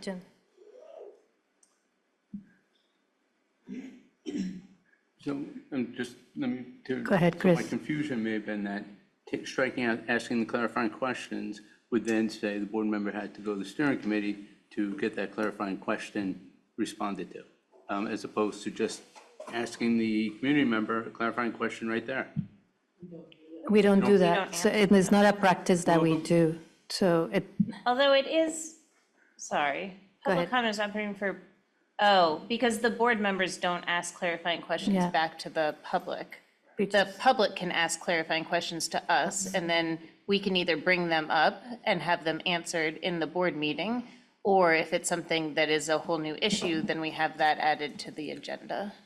So part of my point is that we should be able to ask clarifying questions of the public if there's something that they are misinformed about. And I remember during a budget committee, one of our members of the public thought that there was like a $31 million and it felt horrible for her because she was going on this assumption and no one said anything that we don't have that. We don't have that $31 million surplus or whatever it is. And so just asking that clarifying question at the time, it's, part of our dialogue. And so that, to say you can't have a clarifying question, it just. So I think the way that in particular, sorry to cut you off. No. I think the way that exact example worked, though, was that she finished her comment, and then Michaela said, Stephen, do we have a $30 million surplus? We do not. And Stephen said, no. And then we all cried a little bit, and then we went back. So I think it worked, but the point of public comment, I think we've decided, is that the dialogue is just too long to include in public comment, and that's where we get to your community dialogue and the board periodically scheduling community forums. And today, it was an example of that, Chris. There was a question about library. We didn't want it hanging. It turned to Stephen, and Stephen, can you clarify on library? He clarified on library. There's no, because it's just to clarify how we work, Daniel and Patrick. I was going to suggest that we refer this document to the policy committee. I feel like we're unraveling a sweater here, and it's getting more and more messy. I think also, like, an important thing that we need to keep in mind is the fact that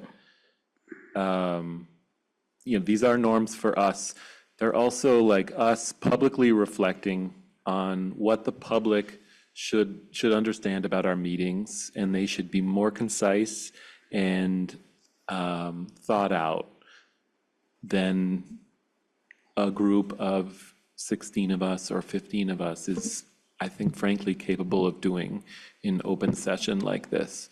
So I think a smaller group needs to workshop it and have consistent, concise language across the entire document. I was looking, for example, at the role of the board bullet when you brought it up, Chris, and it's really actually a direction on what our post-meeting reflection is supposed to be, which is a very, very narrow thing that doesn't necessarily relate to the role of the board, in my opinion. I mean, it could be a reflection on the tenor of the meeting. It could be a reflection on the behavior of the chair. It could be a reflection on a lot of different things. And reflections generally are not otherwise mentioned in this. So I think that's just an example of a lot of discontinuities and incoherences in what's been developed over time by many people and arguably too many cooks. Yeah, and it was developed by Jill and the steering committee. We specifically asked Jill, but I would suggest that we bring it to the steering committee, because the steering committee is going to meet next, and then there's representation of the 5 committees, and then Patrick. I'm going to, at risk of unraveling the sweater some more. I'm sorry. I'm not on this committee that's going to change the thing, so I have to say it now. At the retreat, I brought up the need for expectation setting for the public comment, and I think I said there are 3 different ways of getting public comment, and one was when we should just stop. We should listen to what people have to say, and not provide them feedback in the moment, because it might not be helpful for the conversation. There are other kinds of public comment where we should have a dialogue, and we should definitely ask clarifying questions. And my point is, the point that I want to make and reiterate is that those just need to be clear. Yeah. And if those are happening, if one is happening in one meeting and another is happening in another meeting, we just need to say it up front, so that people aren't expecting us to respond when we don't, and people and then we get to ask questions when that's the part of the expectation. But I also agree with Daniel that it would be more efficient with less people. Yeah, and that is not a norm, right? That is because we have our procedures of the meeting, and we have them separate from this, and we have the table. So we do put what public comment is in each of our agendas. So we can make that longer, or like we did at our last meeting where we were expecting more public. We tell them what kind of engagement we're having. The norms is like, how do we as a body operate, how we aspire and how we model for our students, how we model for our community. So not necessarily, all of those little details. So we have a table of how to find each item on the agenda, what is each item on the agenda, and then we have something separate for strictly public comment. So we can adjust that. I just want to make clear that I wouldn't want to make that part of the norms, right? I think it is, though. like, it might not need to be, but I think it is part of the public comment language. Can I ask a question? Yeah. Ask a clarifying So let's go Chris, who had his hand up, and then Amelia. And The policy committee does not want this. And it does not belong with us because it's a governing document. You know, it is not a policy. fair. And so, thank you. Thank you. So, Amelia. I believe that we can ask clarifying questions at any time, just not during the public comment time. We could ask through email, we can ask, right? So I think that might be a way to reconceptualize it, that this isn't like the KGB, like silencing, you know what I mean? Like, we want to encourage communication and the freedom to ask clarifying questions, just place and time. Okay, so we're bringing it to the steering committee, and you might have it for the next meeting or not. Don't unravel more. Won't unravel. I just want to put the context. So the context of how these were originally created, this set, were because we needed heavy-duty guardrails for a number of reasons. And so that lends itself to now, we're in a different context, so therefore tweaking even what's been left might make sense. Okay. All right.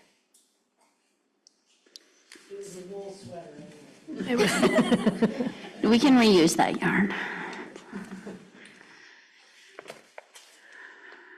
Okay, so moving right along, we have the Career Center resolution. Daniel? Wait, Oh, updated work plan. we were in the work plan, yeah, sorry. Please review the work plan. We included the work plan. You guys have already accepted the work plan, but please look at all of the updates. Go ahead, Yeah, I'll just Stephen. highlight, so I put in the places we were meeting, and I sent that out to you as well in an email, just so you had that ahead of time. And we also put the days of the week where those committee meetings were. We had looked at whether hybrid, somebody had asked about hybrid versus in-person, but all of our meetings are pretty much hybrid, so, yeah.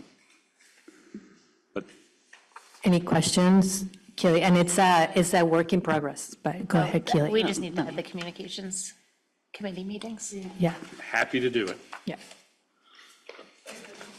The communications. The communications committee meetings need to be added, and I apologize, I saw that last time, and I think I failed to speak up. Sorry.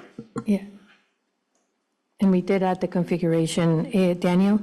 Yeah, I was just going to acknowledge that we didn't get to that on our agenda for the configuration portion of this evening, the affirmation, review and affirmation of our calendar. And yeah, and those haven't been added to this, but, It had been added. oh, has it? Yeah, not the specific, we're not I'm as, juggling back and forth between we two went through it. calendars. Yeah, Oh, we yeah, have them, great. we have them, yeah. So no specific action or, No, Yeah, we don't put the committee actions on this, those are up to the committees to develop. yeah. okay. Yeah. And you can link it, but we do have the other timeline was part of your other packet. Any other questions on and we don't need any action, we already affirmed it, and, okay. The Career Center resolution, Daniel? Did you bring something forward? Not as such, but I can move that, that this board resolves to support, I don't have it in front of me. No, I'm sorry, I can't put it together. Give me 1 minute. Okay.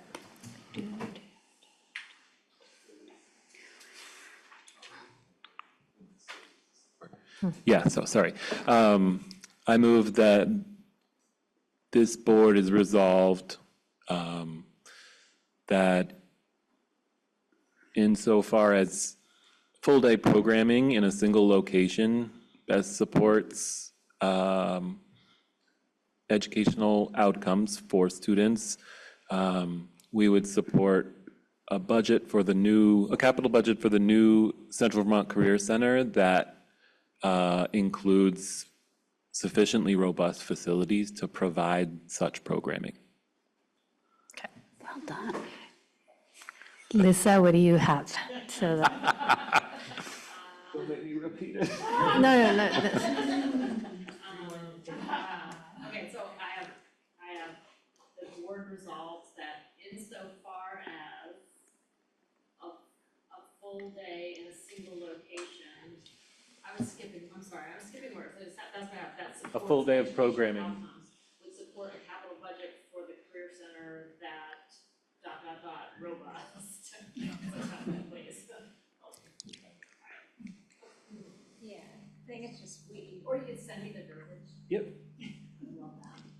I couldn't hear any of that. Okay, because she Well, didn't. that's okay. You only missed her saying ... Discussion ensued. Yeah, does, yes. I have a suggestion. We need a second How before about- we. Second, well, he's writing something new, aren't you? Kind of read. Okay, my suggestion is while Daniel writes something new, we have a 30-second dance break. Woo! 1 minute dance break. Okay, second. Yeah. Okay, all right. Dance break, you have to stand up and dance. Audience too. I love dancing. Poor Spencer's like, oh my God, these people, I need to go to bed. My back is really loving it. This is not. I can stretch. I need more like some salsa or something.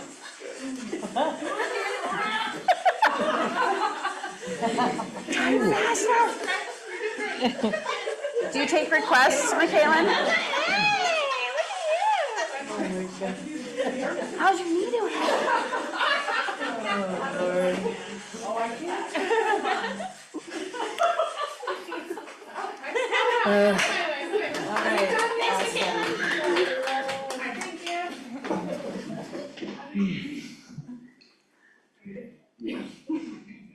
Yeah, Dance break, you saved the day.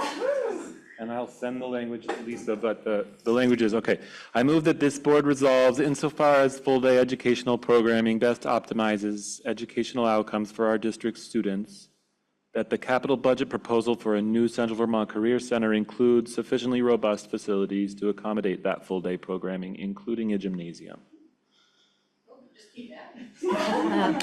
Yeah. Oh, second. Forgot the gymnasium mention, yeah. Can you read it again, Daniel, just so that, Yeah. I had texted you too, but. I move that this board resolves insofar as full-day educational programming best optimizes educational outcomes for our district students, that the capital budget proposal for a new Central Vermont Career Center includes sufficient facilities to accommodate that full-day programming, including a gymnasium. In your first one, didn't you have the full day educational programming in one space? Yes, in a single location. Thank you. Full day for everything or risk. There had been a second and a second. Yeah, so. There were we a have- lot of seconds. Yeah, okay, so Daniel moved, and the second, who are we gonna give the second to? I've heard Zach, Okay. Julia. Okay. Because Julia had, oh, yeah, that's what I was trying to, like, there's just too many. Yeah. Okay, all those in, are you still updating it? No? Lisa, you have it? Emailing it to Lisa. Okay, any discussion? Okay. What's your last name, Lisa? Grace. Thank you. Seeing no discussion, all those in favor, please signify by saying aye. Aye. Any opposed? Any abstentions? Hearing none, the motion carries. Thank you. Sorry to put you in the spot, Daniel, but you say. Okay, so now we're gonna move into our legislative update and planning. And during this time is what we had a lot of, sometime we received a letter and a request from Chris to put this topic on our agenda. And so we can discuss that right now. We can also do, we can start with an update, or we can just go, considering the time, go into discussion from that. So at the pleasure. I guess what I would like to do is, our next board meeting is on the 17th. Okay, I'd like to move it to then, and then present the board with language to consider in terms of the following the SU model as opposed to the school district model, and hopefully have a speaker come and be more informative about what the two models present. I think we heard from Becca, and we also heard from Susan Clark, that the SU model, if we pursued it, would be more likely to preserve more democratic participation for us as a district, as opposed to being wrapped into one school district with upwards of 8,000. I don't think it would actually be 8,000. It's 4,000 to 8,000. But 4,000 to 8,000. But having a generally 5-member board, which would be even more distant from where we are now as our membership here. David Lawrence made a fair observation, I think, that the community participation has decreased, and I think we've made good effort to try and improve that by having rotating meetings in each of our towns. But there was something about the local boards when there's a consistency of community members coming and actually having direct participation in the meeting and action that just is not possible here, given our, our responsibilities. So even being part of a bigger school district, I think would create even more of a distance and disassociation between our community members and board members. So I think I would like to present this document next time we meet to have a vote on it and consider it, because I think it is important to our communities to be able to have as much direct contact with board members as they possibly can. And, I think we have opportunities here, but it's just not the same as being able to sit in the audience and have that direct face-to-face time. So I would ask that we, address it again at our next meeting, and I'll present language for us to consider then. Okay. Is that okay with you, Patrick, too? Yeah, Yeah. Okay. that's excellent. Okay. Diane and then Ursula. And then you want to speak? Yeah. So I heard you say that guest speaker. So is this information that's going to the steering committee as we plan for the meeting, or what? I mean, how? I would be able to, when do you meet, steering committee? On the 10th. Wednesday. On the 10th. You would have that information well before then. Okay. Okay? And so then I also want to just clarify too, that there are things also beyond what, us taking the driver's seat in terms of what, whether we're a supervisory union or a BOCES, what those things look like. But I think there are also some very fundamental things that we need to clearly identify, that regardless, this legislation has some huge flaws in it. And so just wondering if that's part of the conversation. Like, to me, we've had a manufactured crisis that's going to hit us because of this one-time funding that came about that was not necessary. In my book, budgets had passed. Our context was not the same. Our budgets, there were some budgets that went down, but the majority of budgets did not. We're not talking at all about whatever potential increase in transportation is going to suck up money as well as our kids' time, and that the standards that are developed, if they're in these larger entities, are going to no longer have the ability for us to use our contextual approaches to it. So there, to me, fundamental things, regardless of any change, that we need to push back on this legislation around.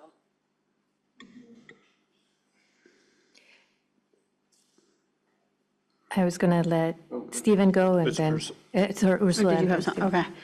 I have a few things, I think. One, at our retreat, we had discussion about allowing for, I'll say challenging conversations, big conversations where we're getting a large amount of information, making sure that we have time for people to process.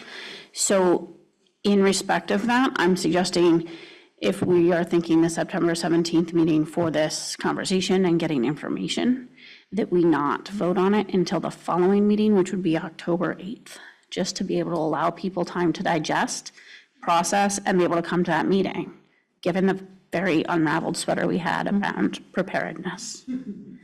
I'm just suggesting that. I don't know what my other idea was now. Stephen, you want to speak? And then I have I a was list just of going to, things. so I would want to know, like, when you say an expert on this, that's not me, but what you might be wanting in regards to that. I would also point us to our study that we just got. It defines supervisory union, supervisory districts, and school districts, and unified union school districts. So there is some definition already in there around those things. So I would just want to know from the board as a whole, like, what kind of expertise are you looking for this kind of discussion? So, and that may not be that you have it right this second, but if you have as a board some ideas, like, just need to get those. Go ahead, Daniel, and then I have a list of, go ahead. I mean, are we responding to Stephen's just invitation? Yeah, I absolutely. mean, for me, it's someone intimately familiar with the mandates of the new legislation and the timeline, and not just what a supervisory union is, but is in fact them soliciting these invitations going to be sanctioned and welcomed by the legislature, or is the legislature going to turn around and say the redistricting task force is, acting outside of their prerogative or something like that? But that's just one aspect. I think understanding what are the specific mandates, what are the specific deadlines, what are the specific sort of parallel paths that this legislation offers. To me, that's someone from the School Board Association, but there could be someone better out there. So what we were going to try to do when Stephen and I had this conversation was to have a separate meeting to just address, like anybody from BSBA could come. I have a one-page summary here that we can go through too, but we don't have enough time tonight. But what we talked about is inviting our representatives and our senators, right? So acting, instead of waiting to having that in January where we are having our legislative. So using our first, for example, we're already scheduled to be, where are we on October 8th? Which school? EMES. Yeah, EMES. So for example, using that meeting, part of that meeting to engage the community in a different way and also invite our legislators and then also do some of this work. So the meeting is just around Act 73. Are the started implications? We will have a letter ready that understands, so for people to really understand what is and what is not in the bill, because I think there's still doubts within even our own board with the deadline, and then tonight also do some updates on when can we also participate as board members in different things that actually help. For example, the regional meetings. We asked also at the last meeting who could go to the conference in October. I heard just from Ursula and Zach. Amelia, I think you were considering too, but I was not sure the second day. But the regional meetings are happening on September 30th. They are online, and you can register yourself to those meetings. And both co-chairs of the redistricting task force are going to be there. Secretary Sanders is going to be there. So those are places where it's important to participate because your voice will be heard too.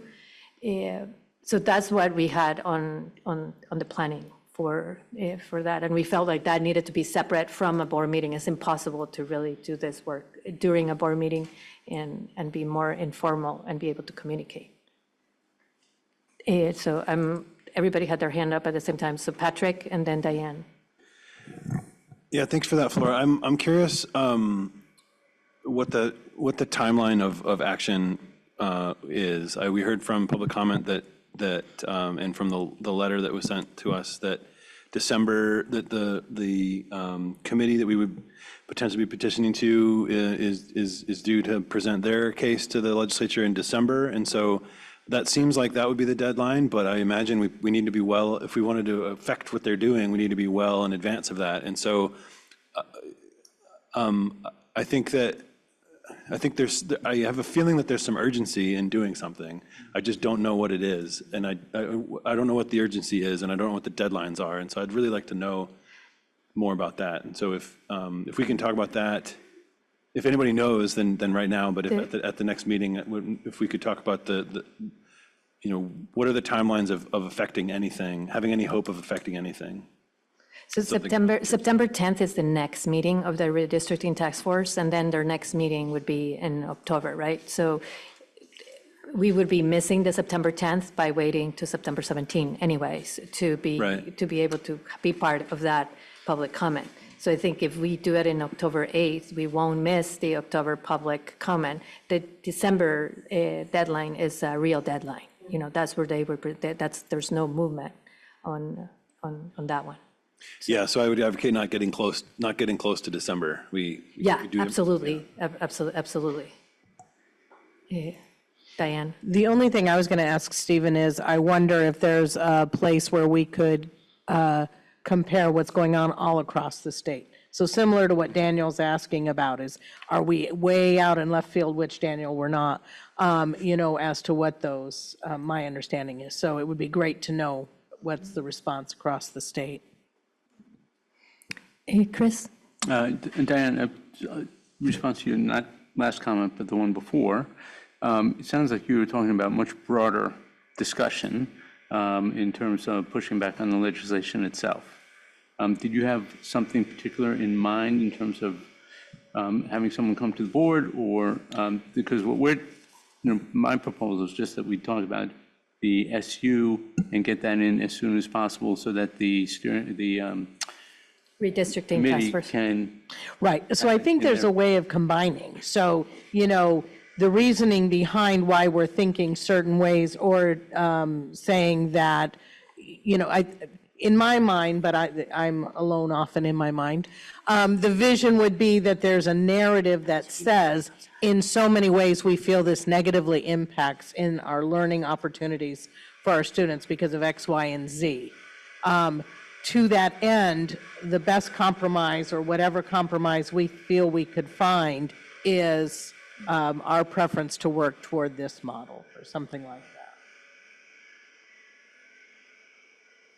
Thank you. And the next day, just to add to what I was saying, the next meeting of the redistricting task force, I just went to their website, it's October 10th. So we would be within the next meeting. And then the following meeting, October 28th, their last meeting is the November 20th. Yeah, so, okay. Any other questions in that planning? Okay, so, October 8th and the 17th, okay. All right. Now moving, sorry, I have to go to a different document. Personnel. Okay, thank you. So now moving into personnel, approve the new teachers on page 13. There's a teacher nomination. Could I have a motion? I'm going to lean on you, Ursula, if you have it open. I've got it open. Thank you. I move that we approve the new hire nomination for the 25-26 school year of Phelps Griffin, U32 Middle School Science. Second. Thank you, Ursula. Thank you, Zach. Any discussion? I'd just like to point out that their names and salary are in the top. Just Heidi wanted me to make sure that everybody saw that we had made that adjustment. Thank you. Appreciate it. Okay, all those in favor, please signify by saying aye. Aye. Any opposed? Seeing none, the motion carries. I need a motion to accept our minutes. Nope. Oh, we still have two Oh, more. yeah, true, that, then, to the long-term stuff, sorry. I move that we accept the resignation of Jason Woodward, the U32 classroom teacher for middle school science. Who was the second, Keely? Keely. Thank you. Any discussion? Hearing none. All those in favor, please signify by saying aye. Aye. Any opposed? Hearing none, the motion carries. Okay, Ursula, I move that we accept the long-term substitute of James Lignois, long-term substitute middle school science and middle school math for the 25-26 school year. Second. Amelia, thank you, Ursula. All those in favor, please signify, oh, any discussion? Diane, any discussion? Okay. All those in favor, please signify by saying aye. Aye. Any opposed? Any abstentions? Hearing none, the motion carries. Okay, now for real, a motion to approve the minutes. Okay, don't like all jump at the motion to approve the minutes. I move we Patrick. approve the minutes of August 20, 2025. Thank you, Patrick. Second by Zach. I'll second. Any discussion, any amendments? Chris? I do. On page 20, 5.2, where the minutes read that I don't agree with the language of accountability and commitment to truth.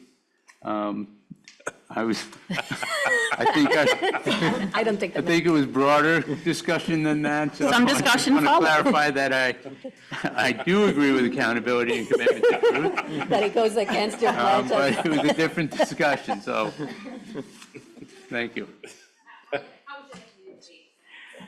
Just, yeah, it's on the record now. I think I'm okay.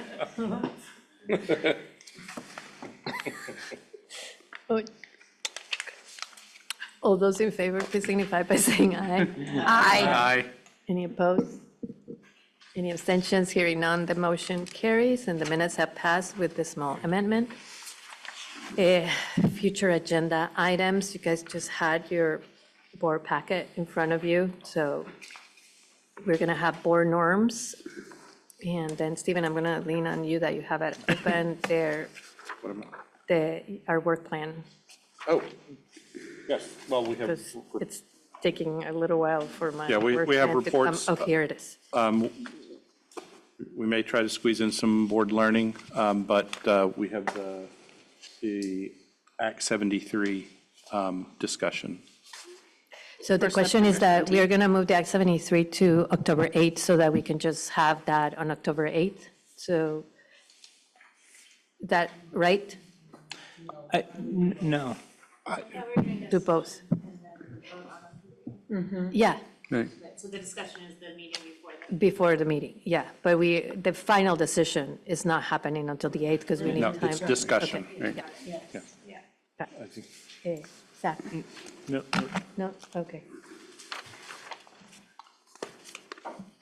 Okay, and again, the steering committee meets on the 10th, so if you want to give us any input, please email Stephen and myself, and we can bring it to the steering committee.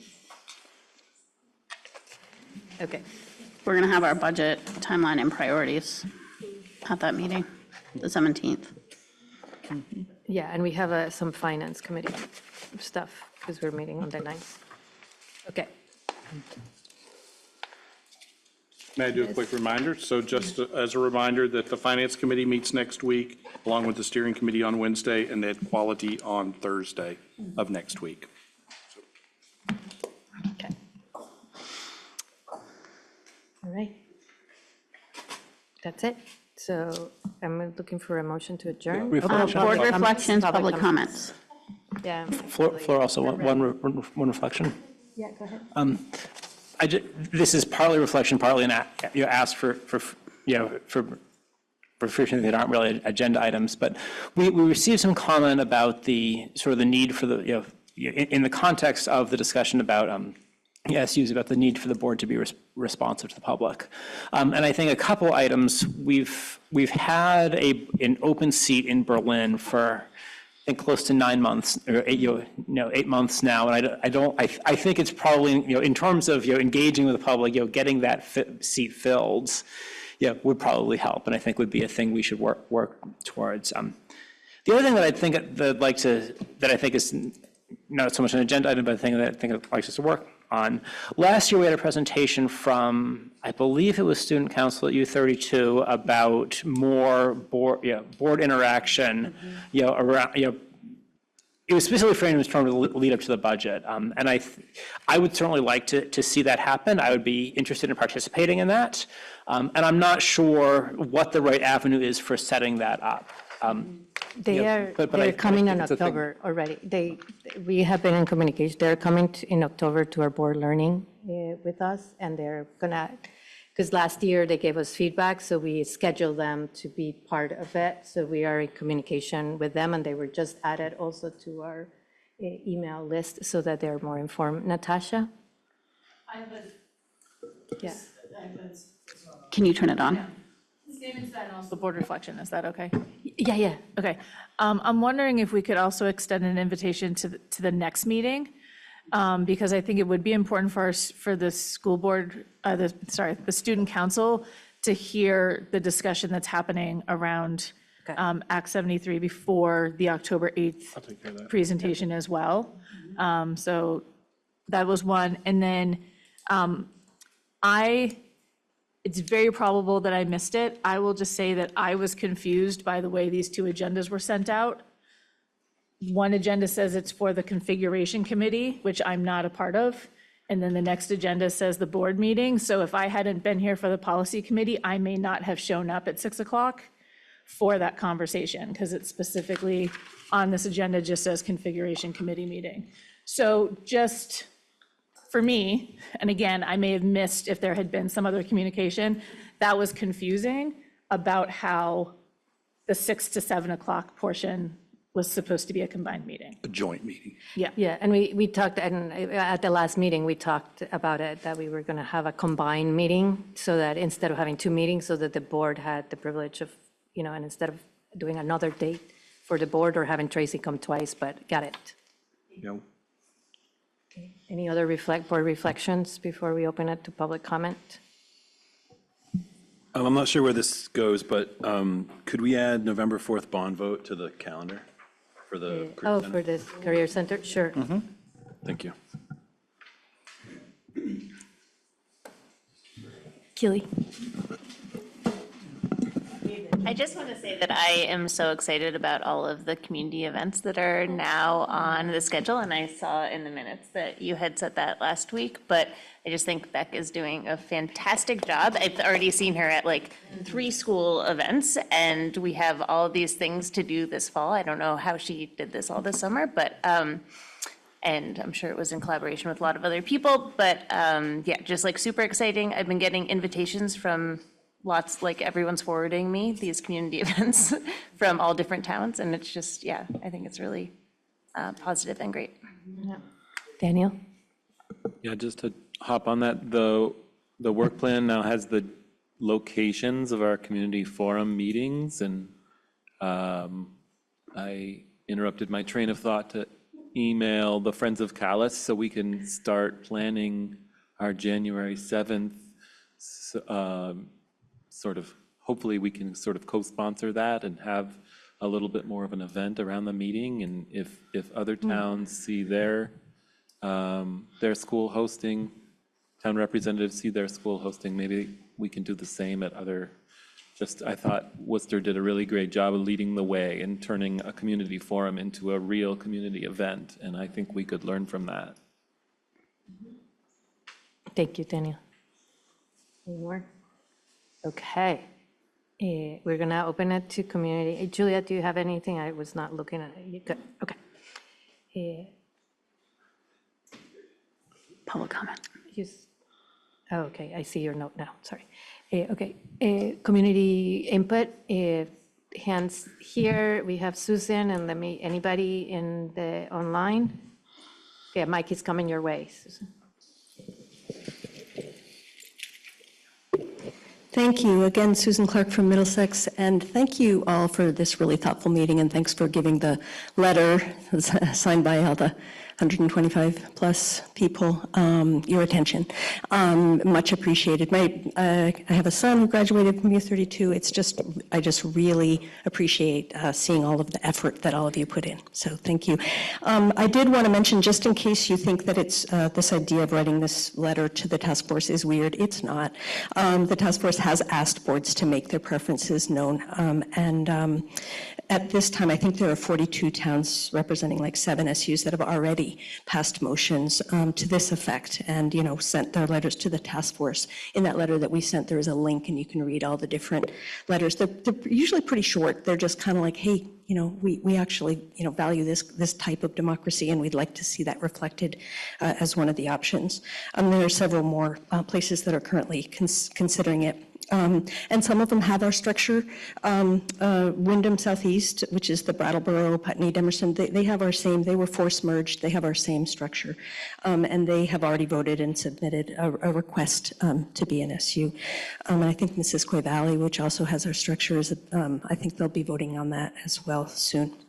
Thanks again. I just, in political science, scale really matters. It really matters in terms of our personal connection to each other.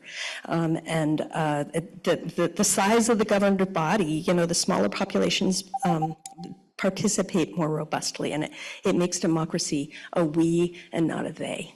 So thanks. Thank you. Okay, so I'm looking for a motion to adjourn. So moved. Oh. Thank you, Ursula. Thank you, Chris. All those in favor, please signify by saying aye. Aye. Aye. Have a good week, everybody.